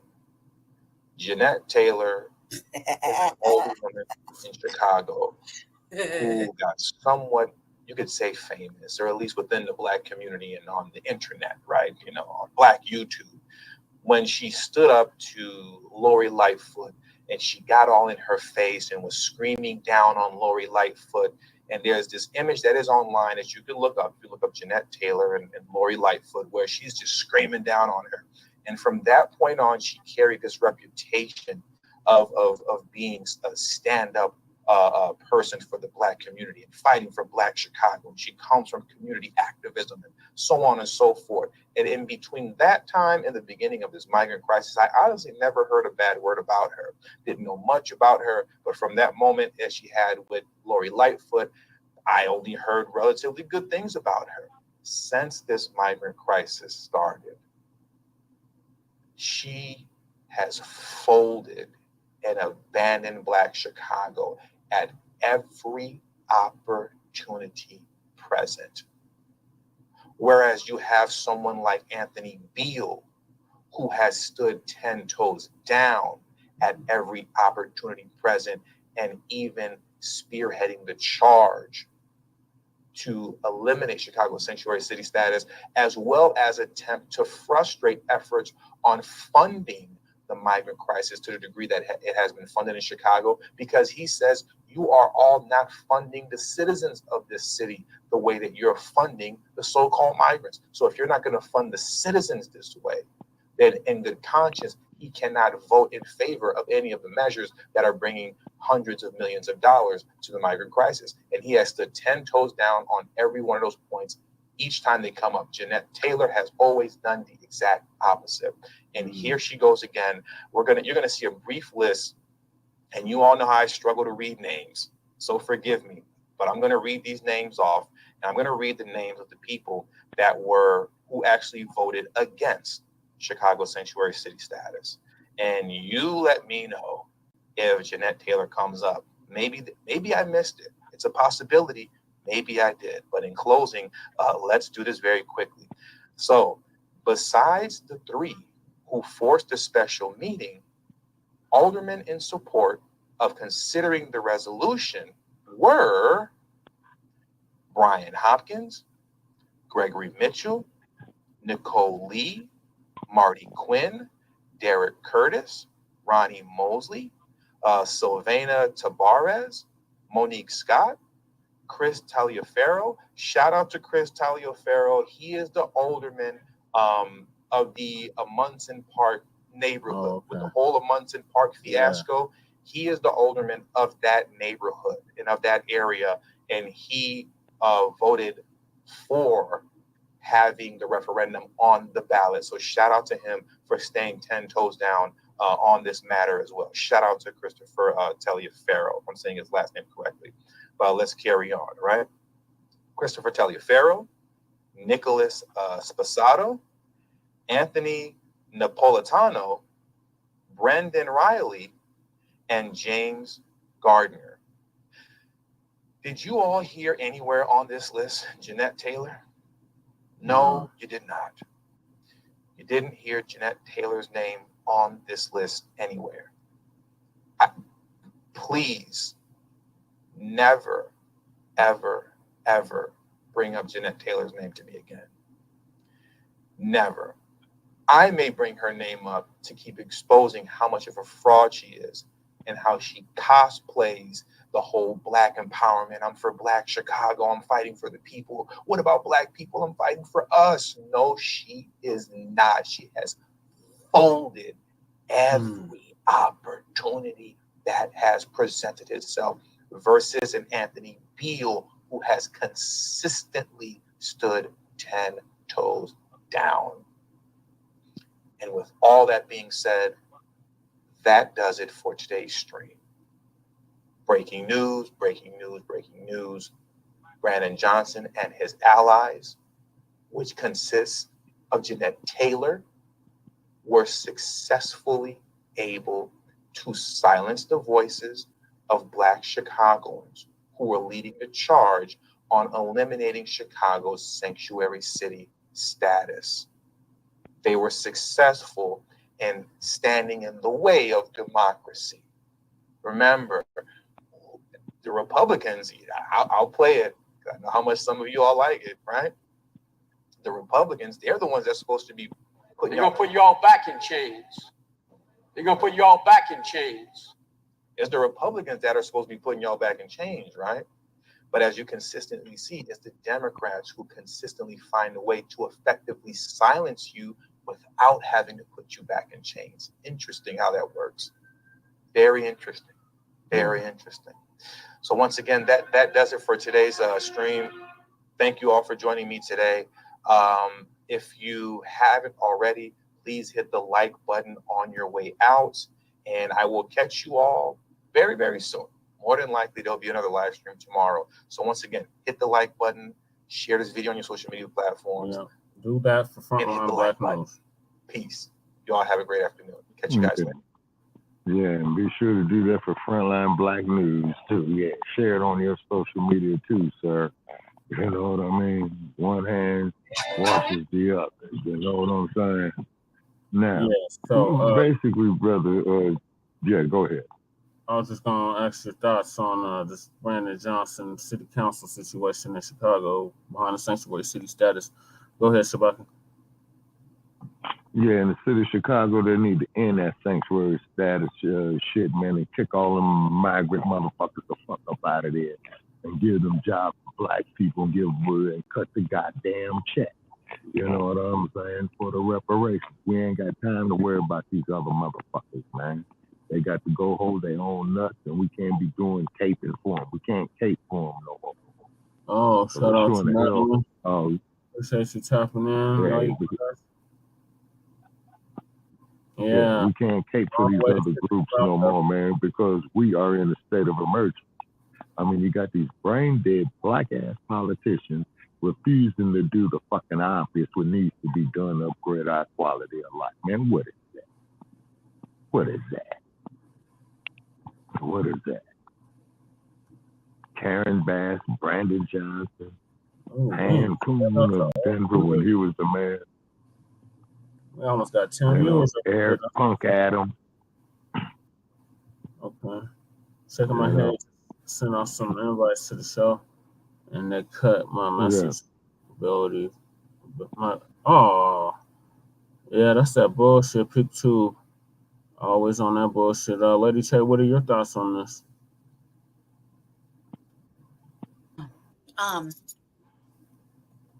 Well, as I showed on the RVA earlier in the week. Yes, make sure y'all check out that RVA. Having a sanctuary city is not really a benefit to us, period. And I think it's just an excuse to, ask for money federally, even though you shouldn't have to. They shouldn't be getting any money. But also too, it's another way for people to be here without having to go through a process or even get questioned of their immigration status or legal status.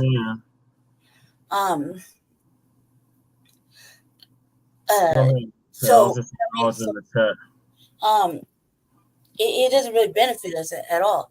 And yes, it is fucking upsetting the actual residents and citizens of all the sanctuary cities, because they haven't, and like, at least as long as I've been alive, really taken care of the people in the city in the first fucking place. So to keep bringing in people from other countries and shit, that's like, that's crazy. But to leave the border borders just wide open and let everybody come in, and then want to be upset you know, they're not really they're kind of bothered by Venezuelan, but if you Venezuelan migrants, but if you listen to Fox News, they're really pissed off with the occasional Haitian migrants that came over and they happen to catch one of over too. You know, no, Haiti's here. Oh, you know what I mean? It's automatically just triggered level of anger when you listen to the media from Fox News, the journalists at the border talk about their casual run-ins with a few Haitians here and there. You know what I mean? They're like the Haitians are coming back, but they're not as bothered as not as angry at least with the Hispanics from Venezuela or the Asians. No, remember Biden gave any of the sexual offenders, drug trafficking, whatever that they already have records in their own fucking goddamn country. You know what I mean? But the audacity of it all is, like I said in the RVA, is when you listen to them talk, it's like, no, you gotta get it how you live, like we do here. Like we do here. What did you do for 20, 30 years that you've been alive to support yourself and your family? Then you come all this way, like crossing countries and shit and dual jungles, not to mention getting through Texas at that border right there, right? At that border, you bomb rush the motherfucking border in Texas. Definitely. Right? They came over here, but you get on the bus. So real. Honestly, you get on the bus, right? And you don't know where you're going allegedly. Like there's no signs from there to here, to Colorado or to Chicago. And nobody has a phone. Nobody's ever looked at a map. Nobody knows that there's cold states. You know what I mean? And then when you get here, you're like, what do we do? Right? Well, what did you do in your own shit? Right? What did you do in your own shit? Get it how you live. They got it from the Where's your hustle? You ain't got no hustle. Yeah. Like, are we the only ones in the free world that got some fucking hustle and grind? Like from the bottom. I mean, I was outside. I can dirt. For example, I was out motherfucking outside with 5 motherfucking years. 5 fucking years. So I'll tell you that it's all cap. Like there's women and children out here. Yeah, there's women and children and a fucking grip of motherfucking men from the same country. Do you really think all those men are gonna let anything happen to those women and children in the same little camps? No, they're gonna build a little barricade around them people, right? Because that's what they do. They're not gonna let them go without. They're gonna go and find a way, right? Because that's what they do. Trust me. I had a whole fucking dude when I had them clean up the alley. When I had them clean up the alley, remember, like a few years back, and they couldn't. Nobody could. It was me. They got them to do it, right? They were all fucking black Latinos, right? And I got them to do it. My cousins that were here, right? Right? They were here, right? Black Latinos, right? Coming in here and fucking and they know how to be resourceful. All of a sudden, they're struggle, man. If like. This is all lies, right? Everybody's lying. It's not that bad. Yeah, maybe we want to go ahead and shine light on it. But what's happening with the media and the narratives is like, come on, man, if you really believe that shit, I was outside for like, man, I was in there chilling when I was over there. They cut off the whole alley for me, just like a bee in there. So what the fuck are you talking about? Like, They got it all under control. They're not worried about it. Right? Just like on the RVA, they're worried about the African Americans mugging them or beating them up. Come on, man, stop the cap. These are active motherfuckers that run around with machetes and don't got a problem with cutting your motherfucking face up. Like they don't have a problem with getting with sticks and rocks at all. Not at all. None of those countries have a problem getting down. They really don't. Oh fuck, we found a pistol. Let's get this easy work in. No, they have a problem with that. So this is all bullshit. Like everything they're talking about, I'm like, that's lies. Like I thought, like, it's lies. You can't listen to it. Just like can't listen to the NIMBYism going on with the neighbors. They live in apartments. You know what I mean? Talking about, oh my God, right? Oh my God. But they don't ever want to tell about how much they antagonize these people. And they call on them, you know what I mean? And then show up and then make scenes to make this shit happen. So it's like lie after lie. It's repetitive. It's not going anywhere. And it's a fucking agenda. That's what nobody's really seeing. This is a fucking agenda. This is a fucking agenda. And they want something done. They come on in. Come on in. Come on, man. Over the last couple of years, when have they seen so much push for a motherfucker to have a card so they can go to work? Over the last couple of years. Really, so quickly. So they can vote. So they can go to work. All they want to do is work. Man, immigration, we let them tell it, right? According to how the sanctuary city started, it was off the U.S. Navy, right? But let them kind of build their own narrative. I read that shit on the RVA. But let's just put it this way. Excuse me, I didn't say but. However, how much push have they made for everything to happen so quickly? Like over the last 3 years. TVA covered it. Everybody's covered it. That they want access to this. They need this. They need that. Let's get them a way to work. Let's get them some income. Let's get them housed. Let's do this. They never moved so motherfucking fast. Right. They could care less. Well, that's why they're the buffer classes. They're the buffer groups. They're the ones that Dr. Claude Anderson tried to warn us about 10 years ago. Right. So if anybody's wondering why, migrants and Black people are having issues during certain functions or at fucking places of need, is because it's a fucking what do you call it? I want to say it's audacious, but it's almost like they have no humility. Mm-hmm. You know what I mean? And you cannot come before us, the builders of this. Not to mention, I have to put them in check when they get to looking at me crazy. It's shameless. Yeah, shameless. They're like, and then throw your children at us. Like, oh man, there's kids out here. Nobody told you to walk 5 motherfucking And them countries. crackers, you see all them crackers, them white women is going to their aid. They done sent all kinds of food to them, giving them. But where the fuck the white people at when over the last summer when everybody was dying of fucking in the heat or in the winter time? They didn't give a fuck. They didn't give a fuck no time. They haven't cared in like 5 fucking years. They haven't cared, okay? So now everybody, oh my God, there's children out here. Look, this is a fucking ploy too. Don't let just because they're children does not mean they're not pawns in a bigger fucking scheme. You know what I mean? But really, it is really, take my kid. Nobody told you to come. A, you were not invited. No matter what the fuck they're saying, you weren't invited. B, we told you to come and travel all through those countries, jungle and all, right? No money, no plan, no direction to get here. Bomb rush the motherfucking border, okay? Make your way through fucking Texas, of all fucking places. Get on a bus and come here. And then act like, oh my God, it's just happening. No, this is like 3 years old. What the fuck are you thinking? You're coming, and it's coming from fall to winter. Mm-hmm. What are you thinking? And we're assholes for saying, hey, look, man, you got our actual fucking people in our cities that have been asking and begging and begging and begging and crying and begging to fucking get housed, not go to jail, fucking to have the basic simple fucking needs met, like water, a place to use a fucking restroom, wash your fucking hands, and a meal. Just a bare minimum, right?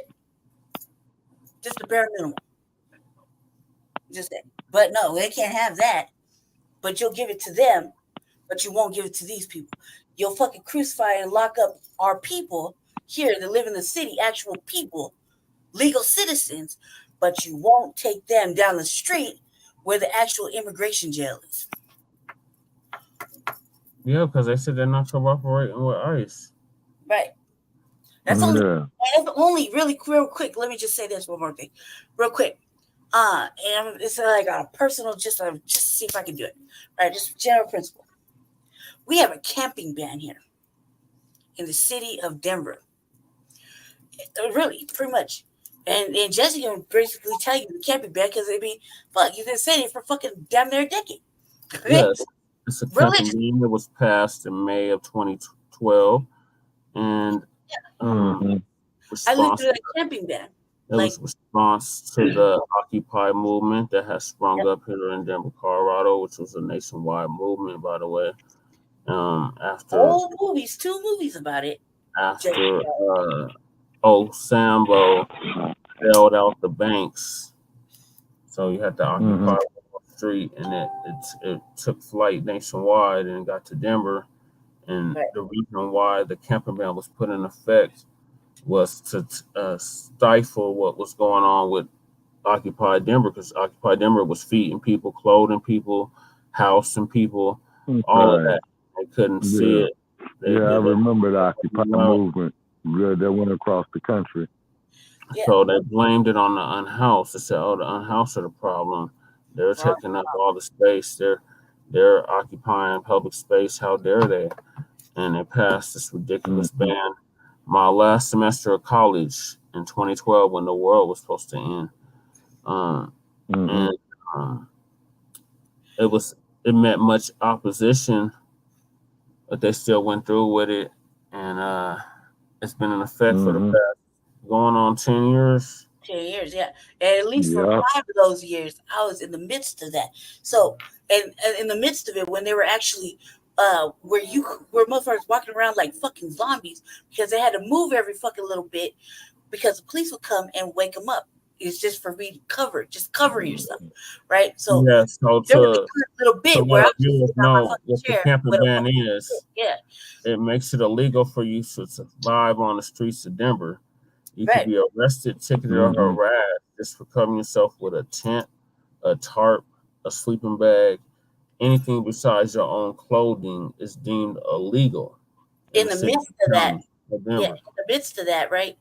I signed a thing so I could go and testify against the police, right? Because in the midst of that, the police were doing a lot of motherfucking harassment and a lot of abuse of power. Like, they crushed my fucking power chair in the middle of the fucking alley, and they act like they didn't do it during daylight, and I had to fucking hold them accountable. They tried to hit me with their motherfucking little vehicle in the summertime, trying to get us to move, and really made a scene, right? So I made a scene, right? You're not gonna do that shit to me. Fuck, who you talking about? You ain't gonna do that to me. Hell nah. You're gonna get. I don't give a fuck if you're the police. Fuck the police. I come from LA. Fuck the police, right?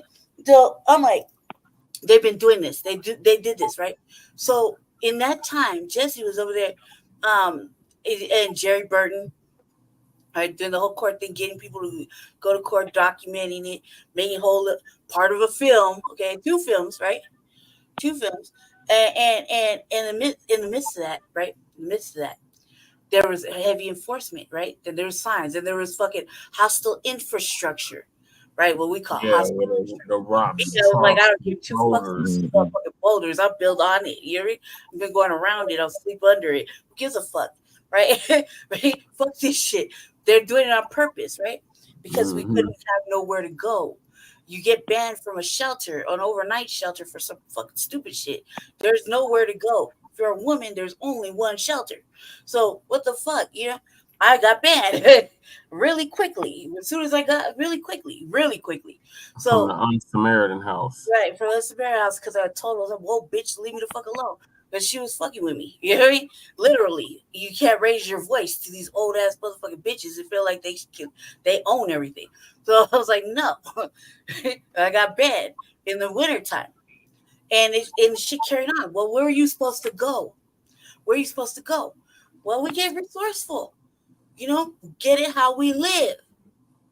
So I don't understand what the fucking problem is. If we can make it out here in the street, that means we can make it anywhere in the fucking street.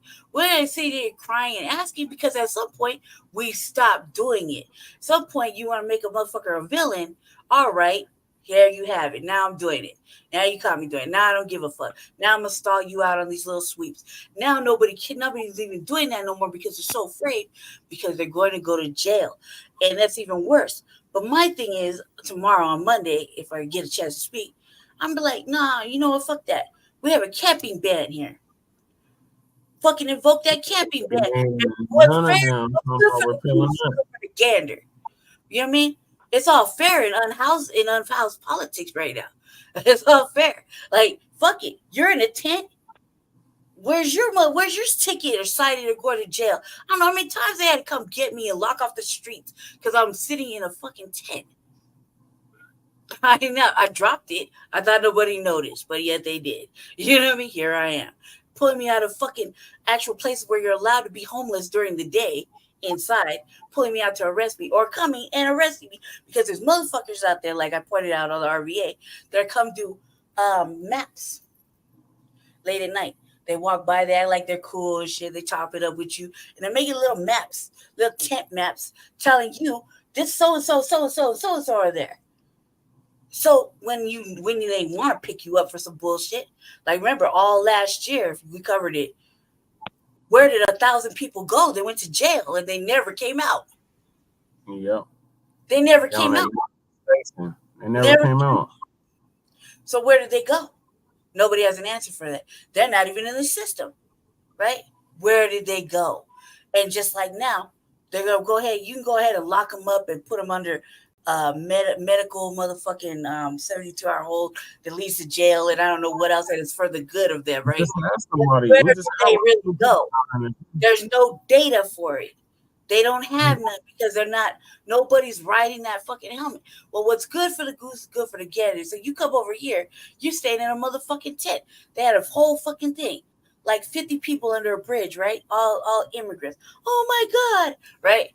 Oh my God. But where was that same, oh my God, for the unhoused, right? That's almost predominantly all Black, elderly, handicapped, veterans, right?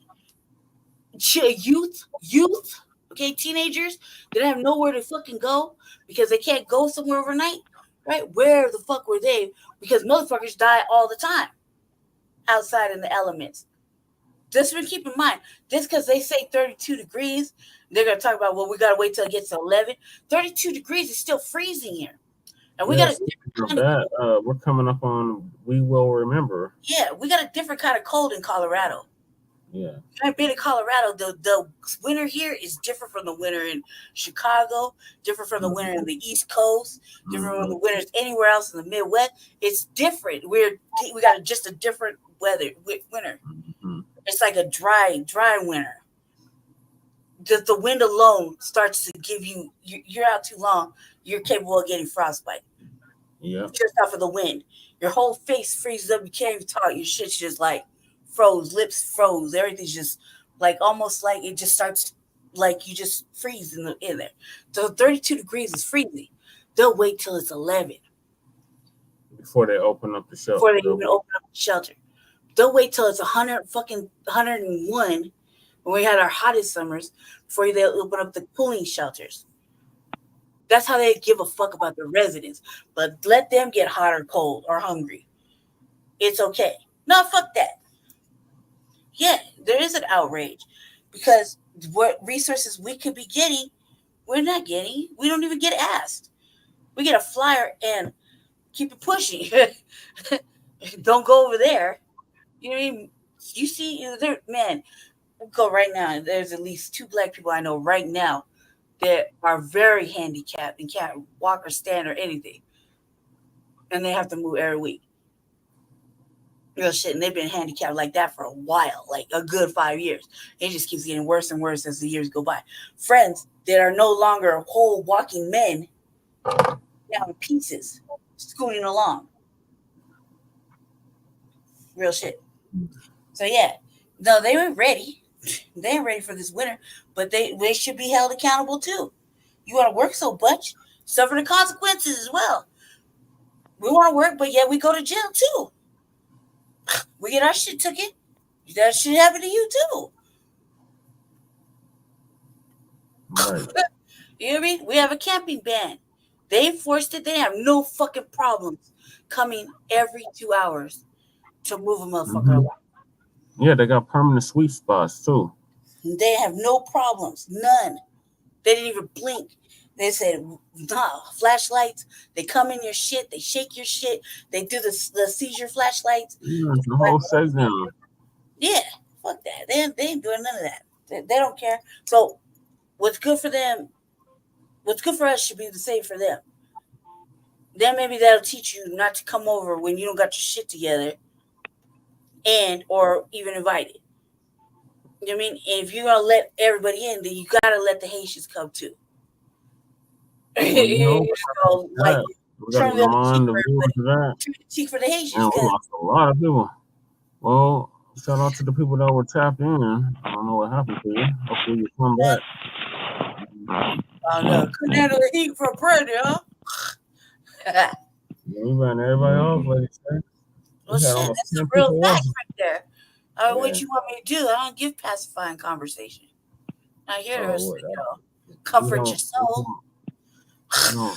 What's the For Live Black News? It's a black platform, unapologetic. Right. But don't come back. Just gonna start saying it's my fault again. Wow. Telling the truth. Okay, whatever. What's the next chapter? I was just gonna stop talking so your numbers can go back up. Too truthful around here. The Crown Act. Oh my God. Shabaka, are you still with us? Shabaka. Paige and Shabaka. Shabaka got abducted. Shabaka.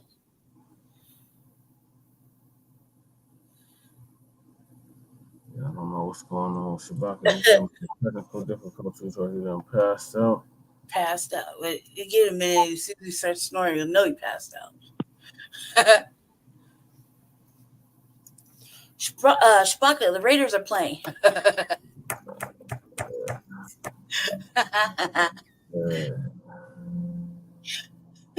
Shabaka just showing memes of the Raiders. He's obviously asleep. Because he would have jumped on that. Right. Like, Shabaka just is wearing a Raiders hat right now. That would never happen. Not in this lifetime.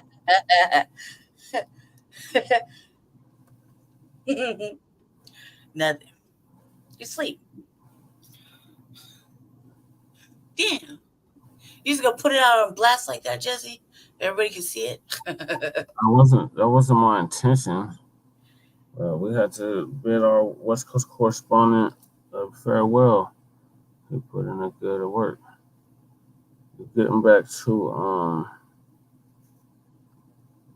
this Crown Act. So we tried to warn them about the Crown Act. They wasn't trying to hear it though. Mm-hmm. Yeah, the shadow banning is real with Frontline Black News. And Shabaka's Black Experience and the Revolutionaries in there. Yeah, it's definitely they want me to show my ID and verify who the fuck I am after all this time. So I just let the video show. If you don't recognize me, hey man, somebody slipping over there in your area. I don't feel like I need to show my ID. Like, I'm not breaking into my account. You just want to know for what? What's in it for me? No. Yeah, that's fucking weird. So, and then all like block talk and everything we do is getting I don't know, the big cock block. Yeah, all of a sudden they're having technical difficulties. Yeah. On the day that we have our show scheduled for the morning. Mm-hmm. It wouldn't let me direct connect nothing. And I tried to save the day. I thought everybody just abandoned camp. I didn't hear from nobody, so I tried to save the day and start the show off, and it wouldn't even let me do it. It kept saying all kind of fucking stupid shit. And I was like, man, I hope I'm recording. And sure enough, I was just talking to myself for fucking 45 minutes, thinking I was trying to show some shit. I was like, God damn it, this is fucked up. Should have streamed it. You just see me on both phones, the direct connect, trying to get. I couldn't even get a hold of them. I'm like, where the fellas at? All right, well, let me save the day then. Somebody got to run this shit. There's no access to the studio. We could see you in the studio, but we couldn't do nothing to help you. I couldn't even see no calls. I was like, look, well, it shows I'm here. If music was playing, I mean, God, they said to listen to your show. I'm live. What the fuck? It was not happening. I was like, nobody's in the chat. I was like, the perfect day for everybody to be on sabbatical. Yeah. Here I am trying to be the hero and save the motherfucking show. Like, there you go. Shit. I was like, well, let me see the show. Yep, the show didn't save itself. Did it get through? Did it make it through yesterday? After 12 hours of processing? I don't know. I haven't checked. Felt like that. I felt like Shabaka's Black experience in that. Our Grand Rising when Shabaka was going to jail for the first time and had to go through that processing shit. Okay. It had to take like 12 hours to get through jail. Where you have to get dressed up. Like 12 hours to get your fingerprints and shit. They're just fucking around. I felt like, I was like, man, this is real life fucking jail timeline right here. They're straight on fucking CP time. Checked out. I ain't heard no white anybody's saying that they had problems with Blog Talk so far. It's all of our new Black media and Black empowered. Yeah, because TBA was on earlier and he didn't take no calls again. Yeah, it's all our brethren over there talking about they can't get through. Yeah, we're all being shadow banned. I was like, where's our money? Can we get our money back? Was saying that like they're making it real hard for us to be found. Yep. For our message to get out. Yeah.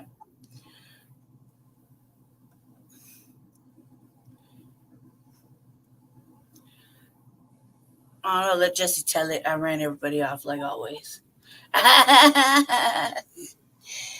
Oh, you're right.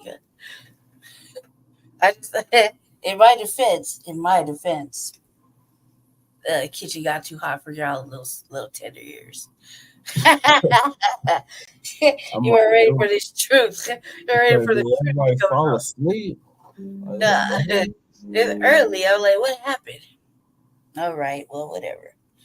Jesse is like, it's your fault. All right, yeah, it's my fault. Moving right along, unfortunately. To the Crown Act. So give the people an update on the Crown Act. We already updated. We did this one already.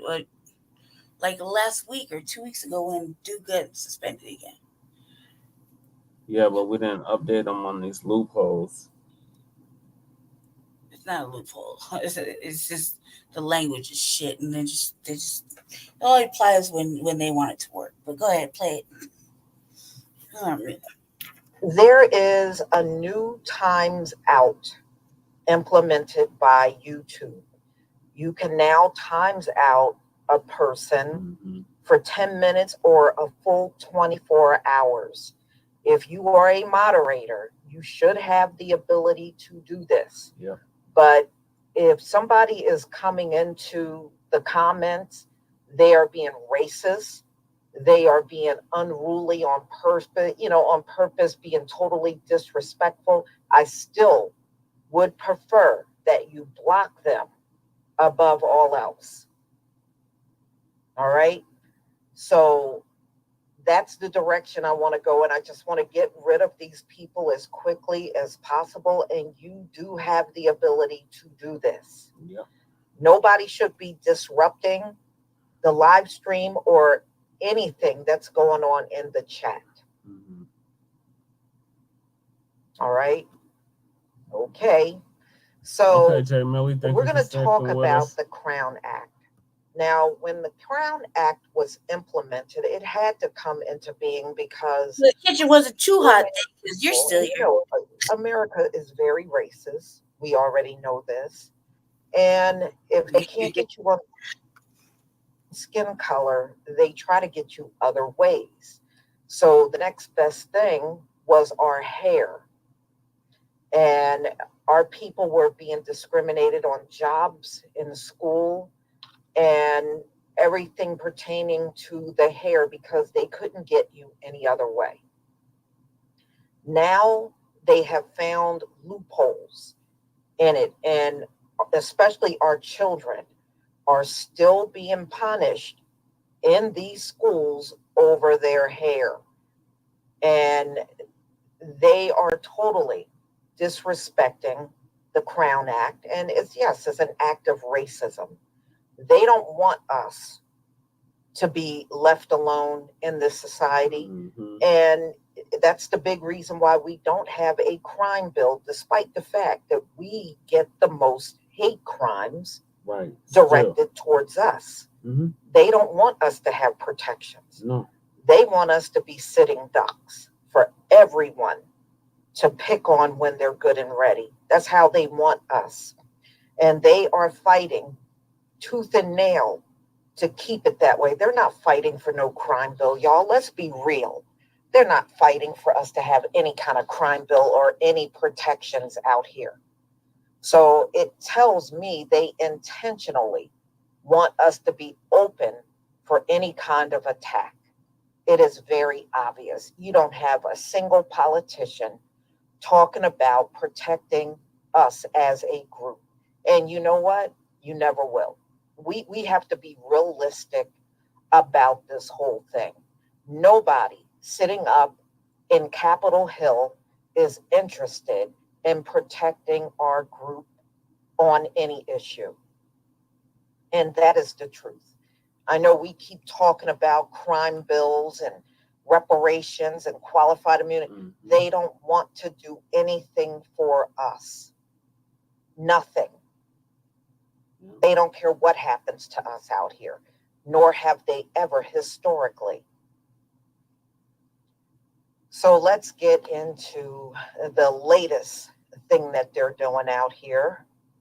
And I think we all pretty much know about the Crown Act. I really should not have to go over that with you because most of you know what that is. So the Crown Act, the whole basis of it was to protect us from race-based hair discrimination. All right? And there are some people out here that are hell-bent on denying that. Right back, okay? And this is why go off camera because I'm about are now finding loopholes, and those people are acting on those loopholes because they don't want you to have that protection. 3 minutes. Okay. So the Crown Act was created to abolish race-based hair discrimination. It's legal right now in 24 states, but we have all heard about Darryl George. He is the black teenager from Texas that has been on a back-to-back suspension over his hair, despite the fact that he wears his hair up. It's not touching his collar. He doesn't have any hair hanging down in his face, and they are still suspending him. He's far from the only one, y'all. Right. So he's 18 years old. He goes to Barbers Hill High School.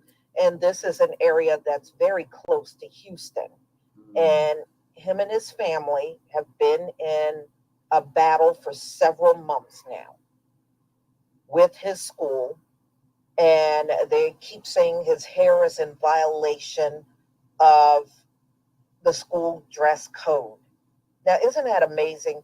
The only hair written into the dress code is our hair.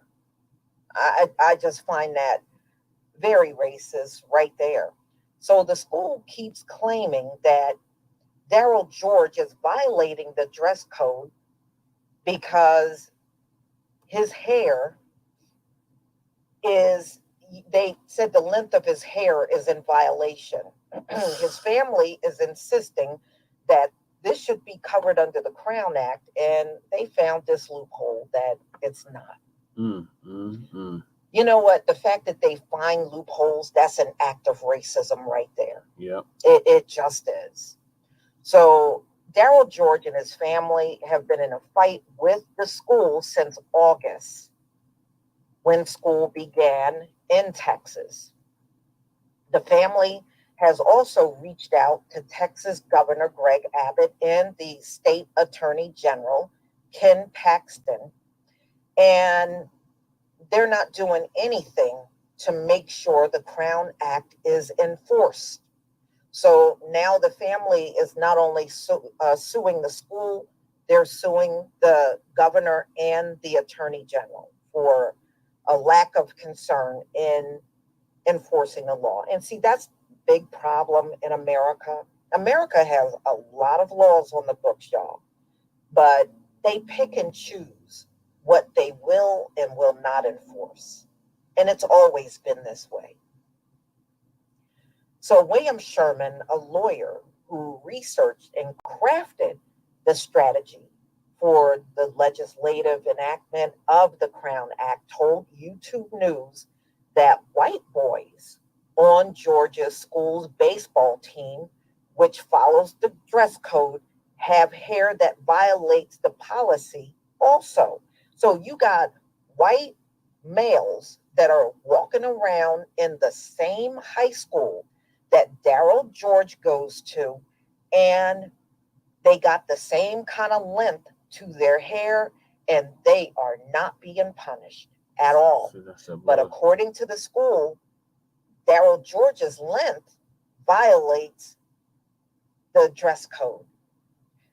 But they, at the same time, are ignoring these white teens that are walking around with their hair just as long. And from what I understand, there was a white teen that also had locks in the same school, and they're not bothering him. They're claiming that his hair is like that for religious purposes. What white religion have a requirement of dreadlocks? What's the name of that religion? I mean, these people are so full of crap, it's not even funny. So this attorney, William Sherman, alleges that the school's selective enforcement of the dress code is all about race. And I agree with that. It seems to me that the Texas case, this young man is being singled out because of his protective style. Not the length is offensive to the rules, but the style is offensive to the principle, Sherman added. So there have been other incidents, ladies and gentlemen, that just did not make it out in the news as big as Daryl George. So in January of 2020, before the Crown Act was adopted in Texas, at the same high school, this is the same school that Daryl George is in, two other Black teens, DeAndre Arnold and his cousin, Caden Bradford, were also suspended for the length of their locks by that same principal. In 2021, the father of 7-year-old Journey Hoffmeyer, a biracial girl from Michigan, filed a federal lawsuit claiming racial discrimination against Mount Pleasant Public School after an elementary school staff member, who were also white, this is a white staff member, cut the girl's hair without the parents' permission. Some of y'all might remember that. I did a video on her. Michigan, they adopted the Crown Act in June of 2023. In Georgia, Milton Myrie, a former police officer in the Atlanta area, sued South Fulton, the city of South Fulton, in 2023 after he said he was discriminated against because of his locks. So he's a Rastafarian, and he said he has his locks because of his religion. Now, yeah, I've seen many, in fact, most Rastafarians do have locks. That is very true. He was told by the city police department that he had to cut off his locks to be hired. He signed on for the job, and then he resigned shortly after seeing Black women in his department with locks. Now, they told the Black man he could not have locks, but he saw Black women in the same department with locks. So he resigned. but he is filing suit against them. Although Georgia has not adopted the Crown Act, Fulton County implemented the act in 2020. So it's in Fulton County, it's just not statewide. Okay. So by law, how is the Crown Act defined? It's a law that prohibits race-based hair discrimination, which is the denial of employment and educational opportunities because of hair textures, protective styles, which Darryl George is wearing. Mm-hmm. He is wearing his hair in a protective style. Yes. And that should be enough in the law to cover him. Right. But they're saying, no, it doesn't cover length. You see how rotten these folks are? So a federal version of the act passed in the House of Representatives in 2022, but it did not pass in the Senate because, see, they think it's frivolous. See, anything that don't impact them, it's frivolous. They don't see what the big deal is. Yeah, because you don't have to live under all of the racism that we face. So, yeah, I guess it is frivolous to someone like you. So anyway, in the African-American community, the best hairstyles to protect the health of the hair are braids, twists, locks, etc. Yeah. Because you're not using any chemicals and you're not exposing the hair to heat. So they're saying here's where the Crown Act is not protected. The Crown Act does not address length, which was, they're saying that was left out of it on purpose. That's what they're saying. It was left out on purpose due to the circumstance where hair length could be a danger to a person, such as job involvement, somebody working on a job and they're using machinery and their hair can get caught up in the machine. So following George's suspension for his hair, State Rep Ron Reynolds, the chair of the Texas Legislative Black Caucus, said he planned to file an amendment that specifically addresses length to stop their perpetual argument to not comply with the Crown Act. And at the end of the day, y'all, that's what it is. They don't want to comply to something that pertains to us. Yeah. And that is the truth. Sherman advises that when you bring cases under the Crown Act, you should not argue culture, shared experience of a particular community, because it's constantly changing. You should argue race. That's what he's saying. You should argue based on race, on why they're making everything about hair length. And it really is. So when we started arguing that, as has been said in the Texas case, well, it's part of his culture, even though it's true, and that is his culture, it's not legally protected. But you can demonstrate that through the law, through jurisprudence, that the hair and race are intertwined. So he said, if you got to fight the Crown Act because you got employers or a school that's constantly still trying to get you over your hair, you're better off arguing it from a race perspective than culture. That's what he is saying. Y'all, we can't catch a break to save our mama's life. We cannot catch a break.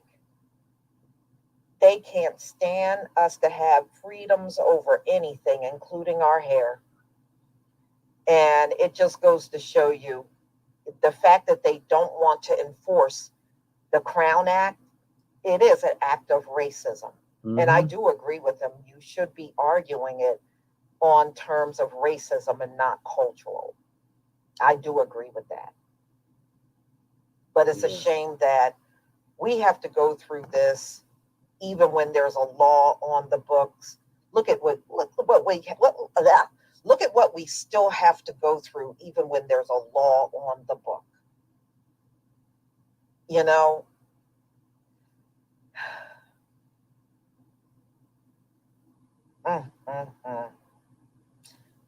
yeah, that is real hatred. And it's very telling when in school it's these white administrators that are constantly trying to go after Black children over this Crown Act and trying to disregard the Crown Act altogether and still go after our children.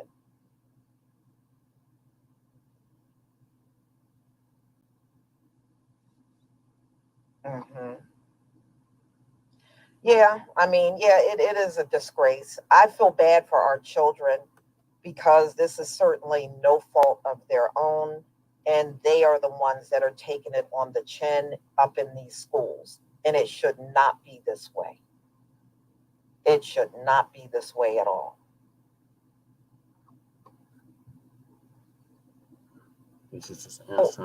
First of all, I'm glad to see a lot of our children with natural hair now. You know, even 20 years back, you still saw a lot of children with relaxed hair. A lot of the adult women were still walking around with relaxed hair. But today, even when I see the kids going to school around here, there's a lot of our children in natural hair now. And I love seeing that. I really, truly do. Yes. And I hope that we continue to go down that road with our children because that only makes their hair healthier. And that is what I really like.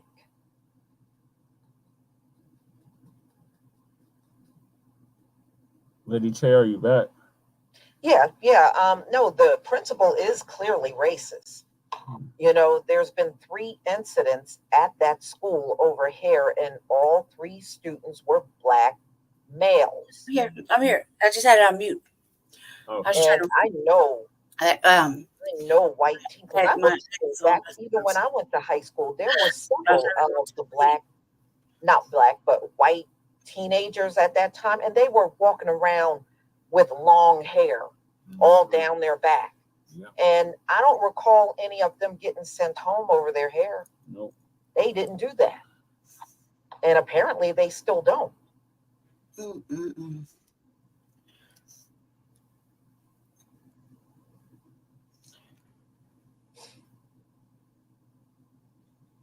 I think she's just answering questions. Oh, yeah. You know, Randall Johnson, there are articles out now. You can actually sue.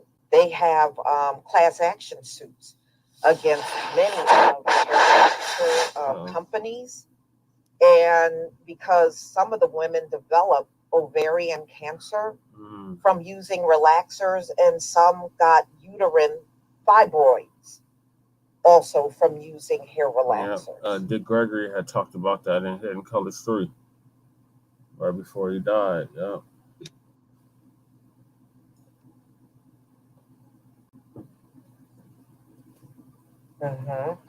You know, I just got tired of using relaxers back in the day, and back around 2011, that's when I did my big chop. I just cut all that relaxed hair off, and I started all over again. And man, that was the best decision I have ever made. I'm so glad I did it. I've been natural ever since. And I don't miss having all of that relaxed hair anyway. I don't miss it at all. Right.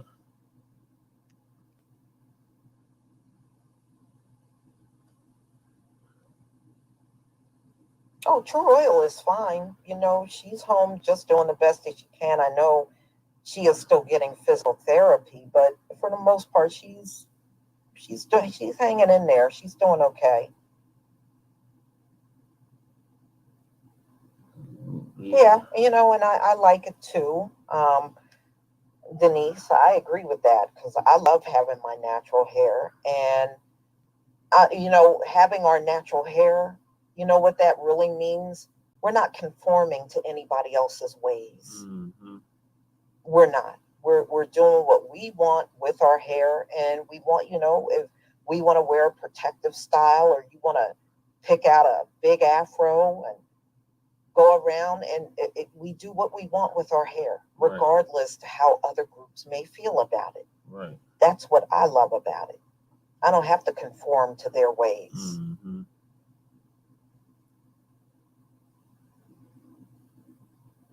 Hell no.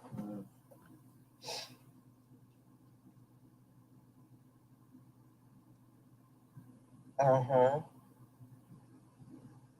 I don't miss it, Gabriella. I hear you. I don't miss buying all them relaxers and all that, and I don't miss none of it.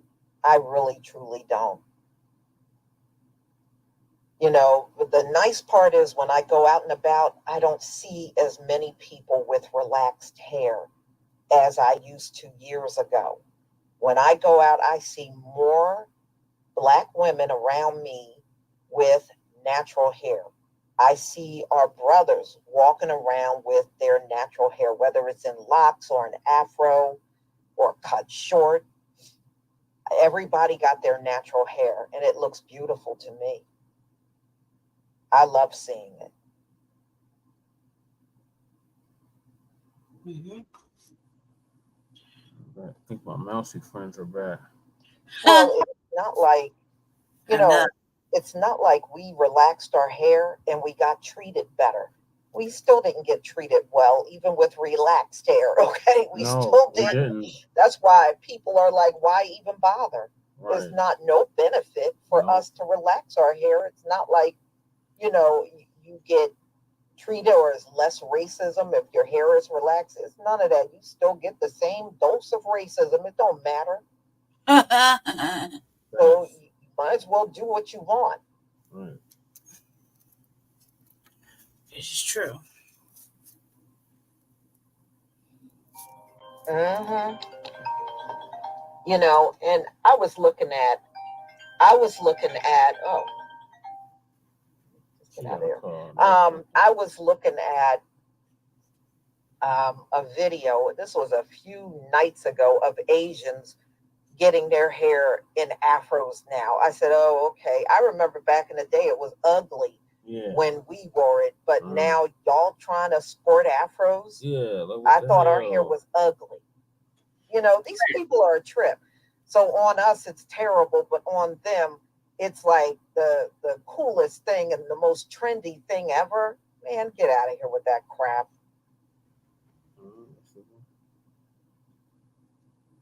Mm-hmm. That just shows their anti-Black racism right there. Mm-hmm. Yeah, well, I think really who still got relaxed hair? Candace Owens. And her hair, when she wears it down, her hair is practically see-through. Yeah. She don't realize that stuff is thinning her hair out badly. The few times you see her take her hair down and get all because she wears a lot of pieces and weaves and stuff like that in her hair. She really does. Mm-hmm. And if you go back and look at her hair before she was doing updos and everything, her hair was practically see-through. And I said, that's from wearing all those relaxers. And she still wears them. Mm-hmm. You can see, because, you can even see, like, on days when she don't really do her hair, you can even see her edges are all raggedy and everything. And I'm like, girl, you still putting them relaxers in? She still is.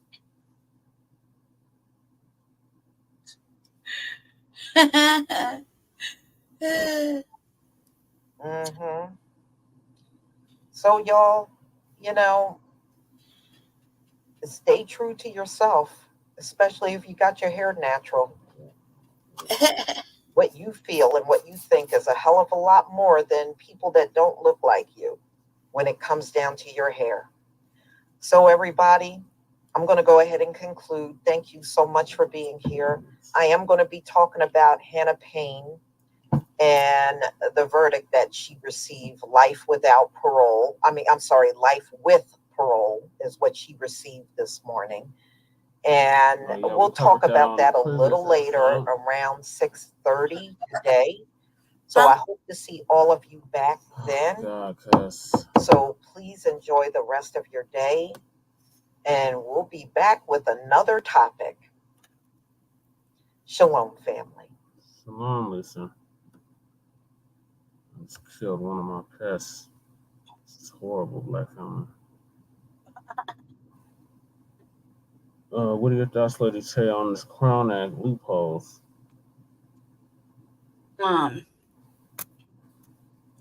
Well, first of all, the language is just fucking broad and ambiguous, and naturally, of course, whatever it's been, they made it inclusive, so everybody can be a part of it. And like I said, I blame the mother. I blame the mother. Like, you go ahead and why you keep sending them back to the school? Why you keep sending him back to the school? Right. So he gets suspended again. Like, what is the point? At this point, now you're just humiliating yourselves. Right? And you're really just making it harder for him. Like, he's not gonna cut his hair. But for the fact is that the motherfucking the principal or whoever in charge of that shit, school is making it like it's a personal thing. Like, it's a moral code of conduct, personal. Like, you have to do it to show, that you can sacrifice something. Like, this dude ain't making no sacrifices, but he wants this young brother to make sacrifices and cut his hair. Like, no. Isn't there another way? There's not anything else. Like, I mean, it's already bad enough. Y'all don't feed me at school. You know what I mean? I'm going through all this. Don't you think I'm already making a sacrifice? This humiliation is a sacrifice. Like, so I find it to be like stupid.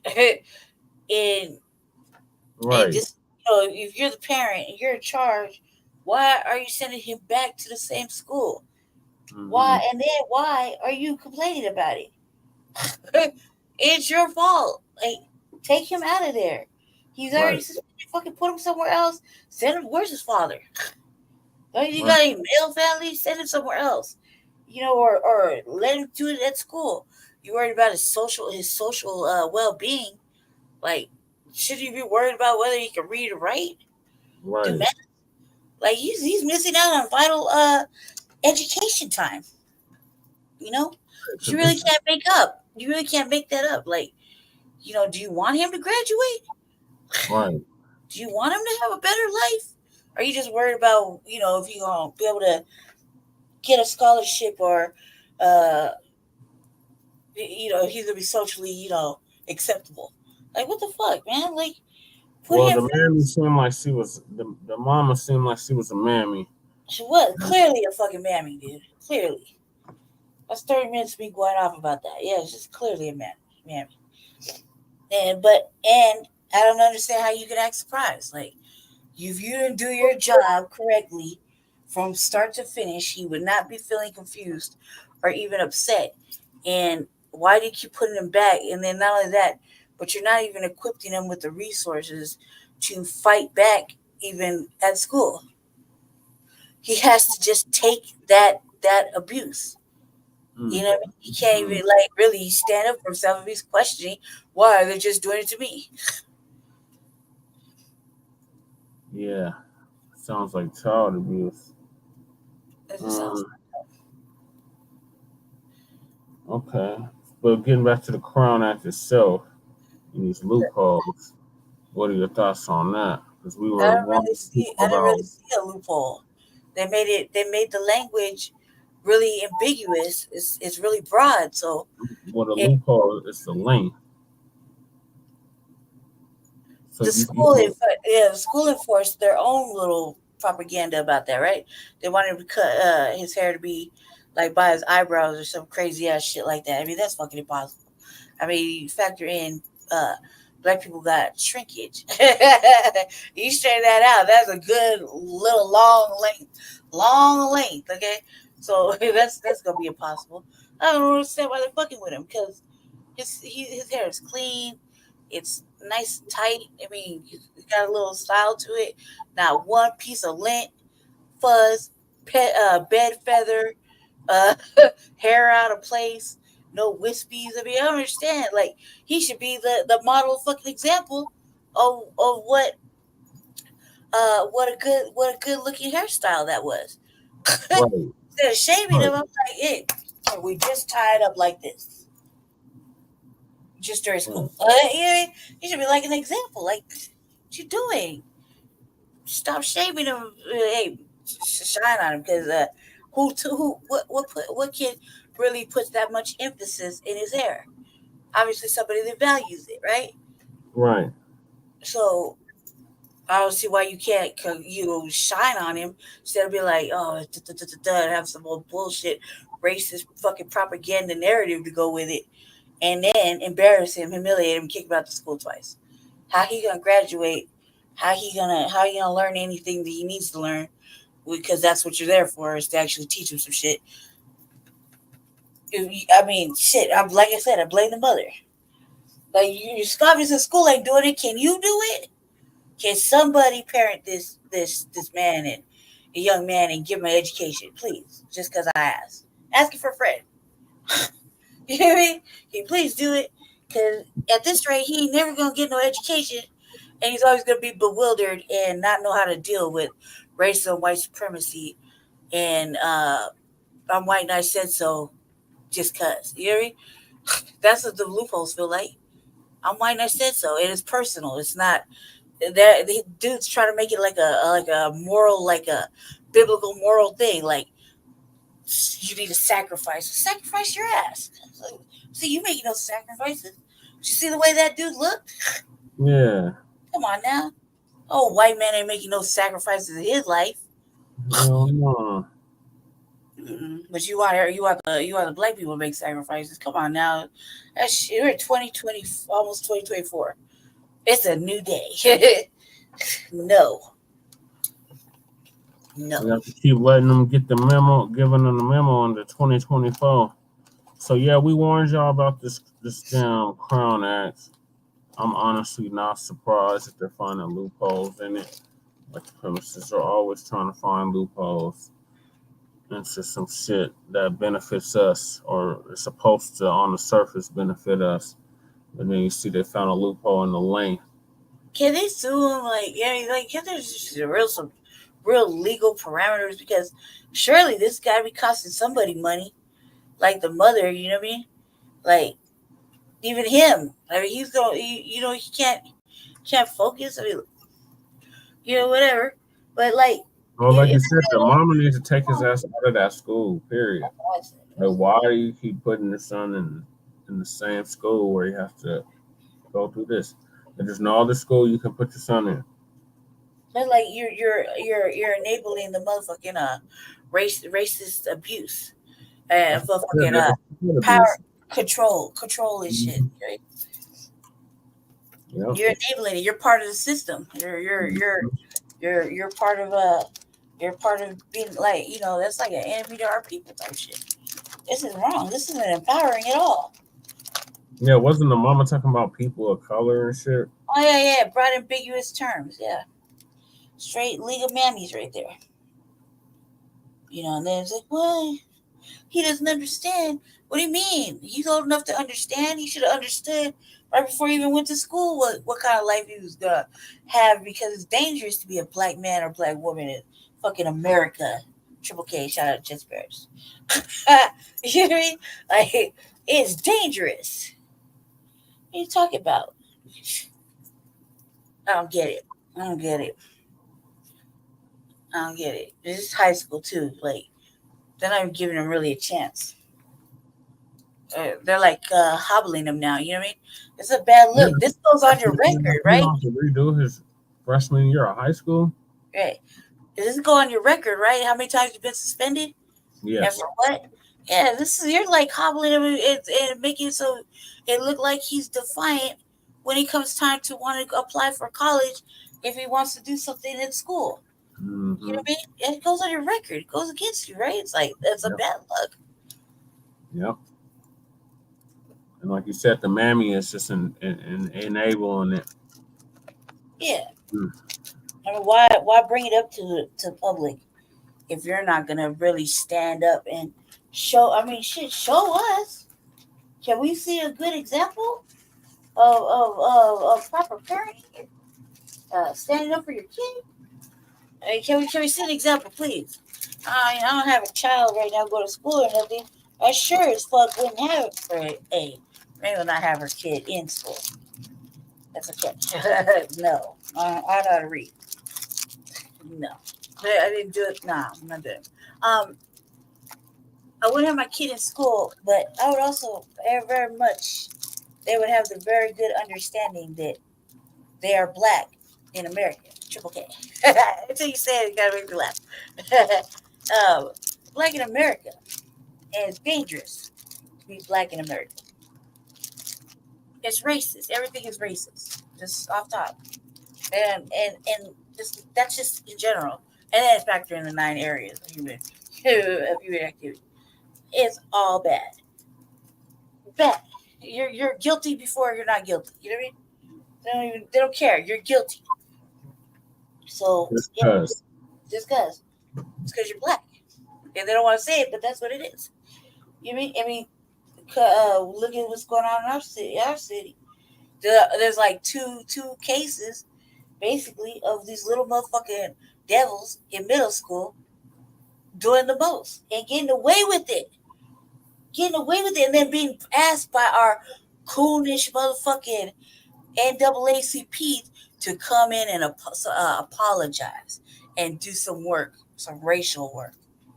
Apologize? We really want an apology? Apology? Not apology. Fuck your apology.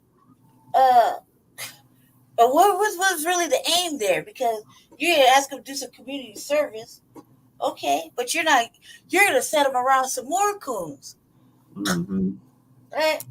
Yeah, there's gonna be like all with them. Like it's not gonna be empowered. You're gonna set them around some empowered black people. Send these little white people's parents and these kids over here. So like motherfuckers like us. Look here, little devil. You know you. You hear me? No, that's how your little blue eyes. No, devil, no. You hear me? No, I said no. What the fuck you walking away for? You ain't gonna do that. You set it over here where a motherfucker will snatch you up. And just go ahead and say those words. Please. You know what I mean? Say the words that you know you're not allowed to say. Say it. And then get a full motherfucking education of why you're not gonna say it. After you get these motherfucking hands and feet with motherfucking your age.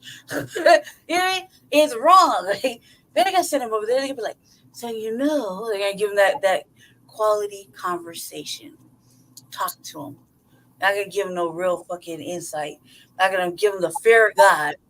That's what's happening, man. The white people over here are like, do. I remember when they used to walk across the street from us, clutch their purse, look down, and walk fast. Now they just so cool. Yeah, they're too comfortable. And they have the audacity in our own fucking areas to call the laws and be like, there can't be. Yeah, why? You can't even afford to live in your area no more. Do drugs, I'm sure.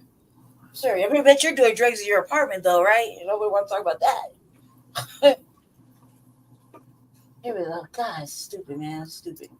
But I would educate my kid. That's off top. That kid wouldn't go to school at all, even if I got desperate and I needed the school to babysit my kid. Right? Shout out to all the viewers. Appreciate y'all tapping in late with us. So this is a damn shame. We tried to warn y'all here in Colorado with Leslie Herod. This crown act. Opposite the crown act. I'm like the crown act's for everybody. Everybody. And even if it was for you, you ain't changed your hairstyle in like 4 fucking years. Nope. Ain't nobody doing shit over there with their shit. They're not letting it out. They're not letting it breathe. They're not redoing it. Still not combing it. Or throw. You remind me of the goosey. Anyway. Joey Bruce. Yeah, you're not doing shit. That's your shit, motherfuckers. It's like there's a lot of fucking there's a lot of bullshit shit talking going on around about this hair shit, right? But I don't see you guys doing anything special or different. I like 4 days. I at least fucked with this shit like 3 different ways. Yeah, changing it up all the time. Just changing it up, just because I felt like I'm bored or whatever. You know, change it up. The only one I see that's changed their shit is fucking Leanne Wheeler. That's the only one. That's the only one. In 2 years, 3 years, she cut it twice, I think. Maybe. Yeah, 3 times. 3 times. That's the only one. The only one. We can name all the mammies and they all look the same. Yep. You talking about the free coons on? Shit. I'm talking about motherfucking them. That one bride I don't like in Aurora. Yeah, her. Fucking Median. Yeah, all of them, especially her. You put it in that line, the audacity. Dare you speak to me? Yeah, no, real shit though. You're gonna go on the Crown Act, man. Fucking utilize it. I said the brother's changing it up all the time. Utilize it, or else the fucking whites are gonna take over what is not meant for them. Yep, and make it use it to their advantage. Remember that fucking emo time, or that time where everybody was rocking all that fucking punk rock shit, motherfucking colored hair. Look, what our council people got colored hair right now. Yeah, they should still have that, but you know, they still have that. Oh, you're talking about Sawyer, Purple Rain. Yeah.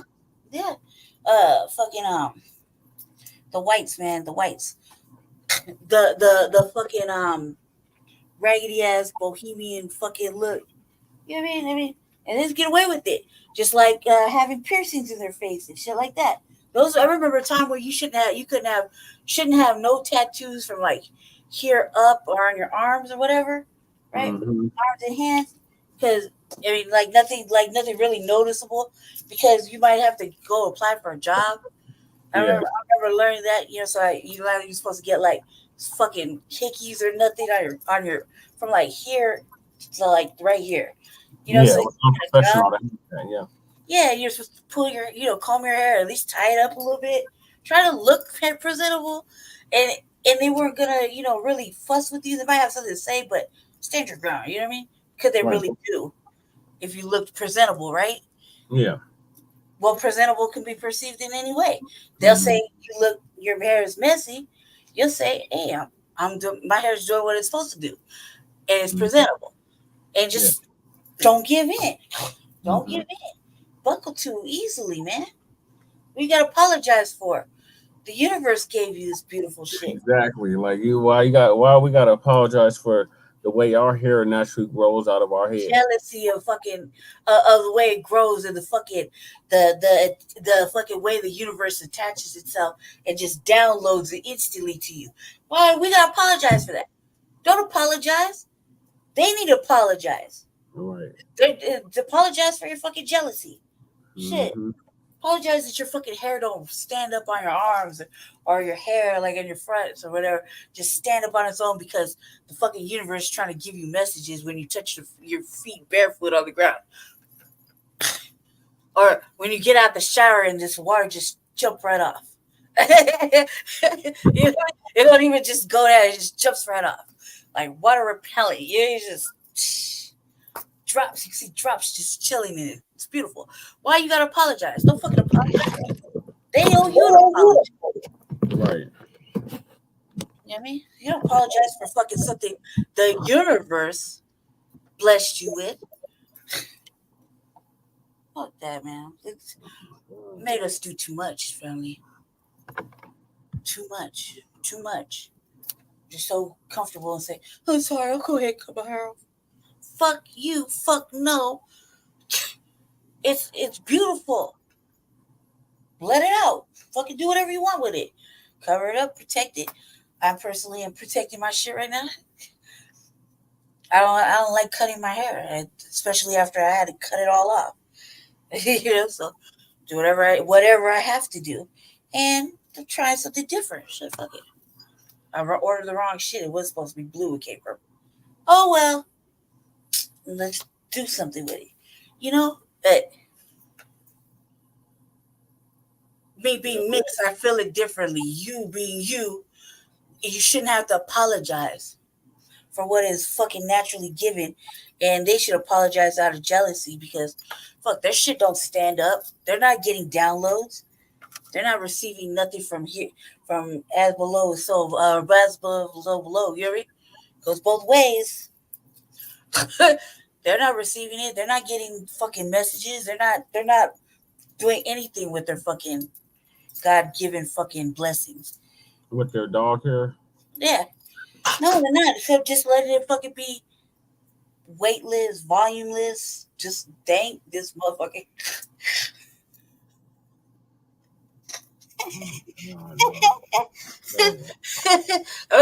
Like that shit is fucking just. It's just, yeah. I have naturally curly motherfucking hair. Curly motherfucking hair. And it's weird in all kind of places, dude. Weird in all kinds of sections. So I'm typical mixed fucking shit. But I know what I'm talking about. I know exactly what the fuck I'm talking about. My feet are on the ground and my shit standing up. Right now, I got a little hair standing up. Hair over here just standing up. Seeing the light. So, I know it's not happening for them. That's not on us. That's them. They're being haters. They're jealous. Don't apologize. Do whatever the fuck you want to do. Take that kid out of school. He obviously that school ain't meant for him. Stifling him. This is like a case of like I would look at this like, isn't it neglectful to stifle your kid from an education that he should have freely and willingly, givingly fucking? I mean, he looks smart. He looks like he wants to be there, and you're depriving him of that, just pushing him out to a system you want him to be in. Fuck, take him out and do something. Don't he got a father? Where's his father? Uncle, brothers, anything like that? Right. Good dude in the neighborhood? Anything, something? Like, where's the men? You ain't hear nothing about no men standing up for this dude. Nope. Not at all. Except for Uncle Phil. Yeah, Uncle Phil. But you're talking about his immediate family. No, we ain't heard nothing about his family. Even in Texas. You don't see no men out there trying to protest with like long locks. Probably in a white, like that. In a white area, probably in a white part of town, white area of the state. Trying to manifest that, man. Let's manifest that for the little guy. Like, let's have some brothers out there just rocking their hair any way they want to. Fades, fucking froze, fucking locks, fucking wigs, whatever. Twists, braids, lace fronts, whatever it takes, man. Just go help him out. Surely that'll get some attention. Get some men out there to do it. Because I mean, women are mamming it up over there, and he's getting neglected. Mm-hmm. You can't go to you can't play no ball if you ain't got no education. Mm-hmm. I mean, it's bad luck trying to get in a quality college if they keep fucking suspending you over something like that. Because then some other white person that's in charge of that is gonna look like you disobedient. You won't follow no rules. You just renegading it. You know what I mean? And you made a scene, and you got the media involved. Blah blah blah blah blah. It's bad luck. Yeah. Punish him more for it. Blame the mother for the punishment. Yeah, we had 6 people in here. Appreciate y'all definitely staying up late with us. It's definitely after midnight, after 1 where we're at. Lady Che, I think I'm gonna end it here. I'm gonna do a part 3 tomorrow. Hell, man. What's on the list? What do you miss? We got Harvard president survives anti-Semitism. Yeah. Accusations. Then we got Coonye West is back at it. his latest rant. Mm-hmm. And then we got Charleston White got whooped on at a comedy show. Uh-huh. And then our Unhoused Neighbor News and Unhoused Neighbor Sweets. Okay. I really I want to do an RVA, but I wanted to highlight some funny shit that I saw in the news. Kind of funny to me, anyway. Mostly. That's what I be doing sometimes, is researching. I kind of want to do that. I don't know when, though. I don't know when I'm going to do it, because it's already 1:30. But probably tomorrow. Just look for an RVA. I do RVAs like really weird times, pretty much with the mood movie. Oh, Jay said he'll start a live. Right now, I'm going to head over there. Are you going to have a panel? Are you have a panel, cuz? Yeah, are you going to have a panel, Jay? Hey, can we talk about what's going on in the music? With some of these people. that would be dope. Because man, got a list. It's all kind of shit. I had a list just for that alone, but yeah. So thank y'all for tuning into season 3, episode 37, Trey 7, part 2 of the Frontline Black News. We'll be back tomorrow or later on today with part 3. So stay tuned for that. In the meantime, make sure you like and subscribe to all our platforms. Frontline Black News, The Revolutionary Agenda, Shabaka's Black Experience Enhanced on YouTube and Facebook and YouTube and Twitter. And just share them if you can. At least share this one. Just the platform is growing. Oh, you've been on for an hour? Damn. Okay, so just I guess just let me know. Let me know. I'll be looking for the message or the notification, I guess. Yes.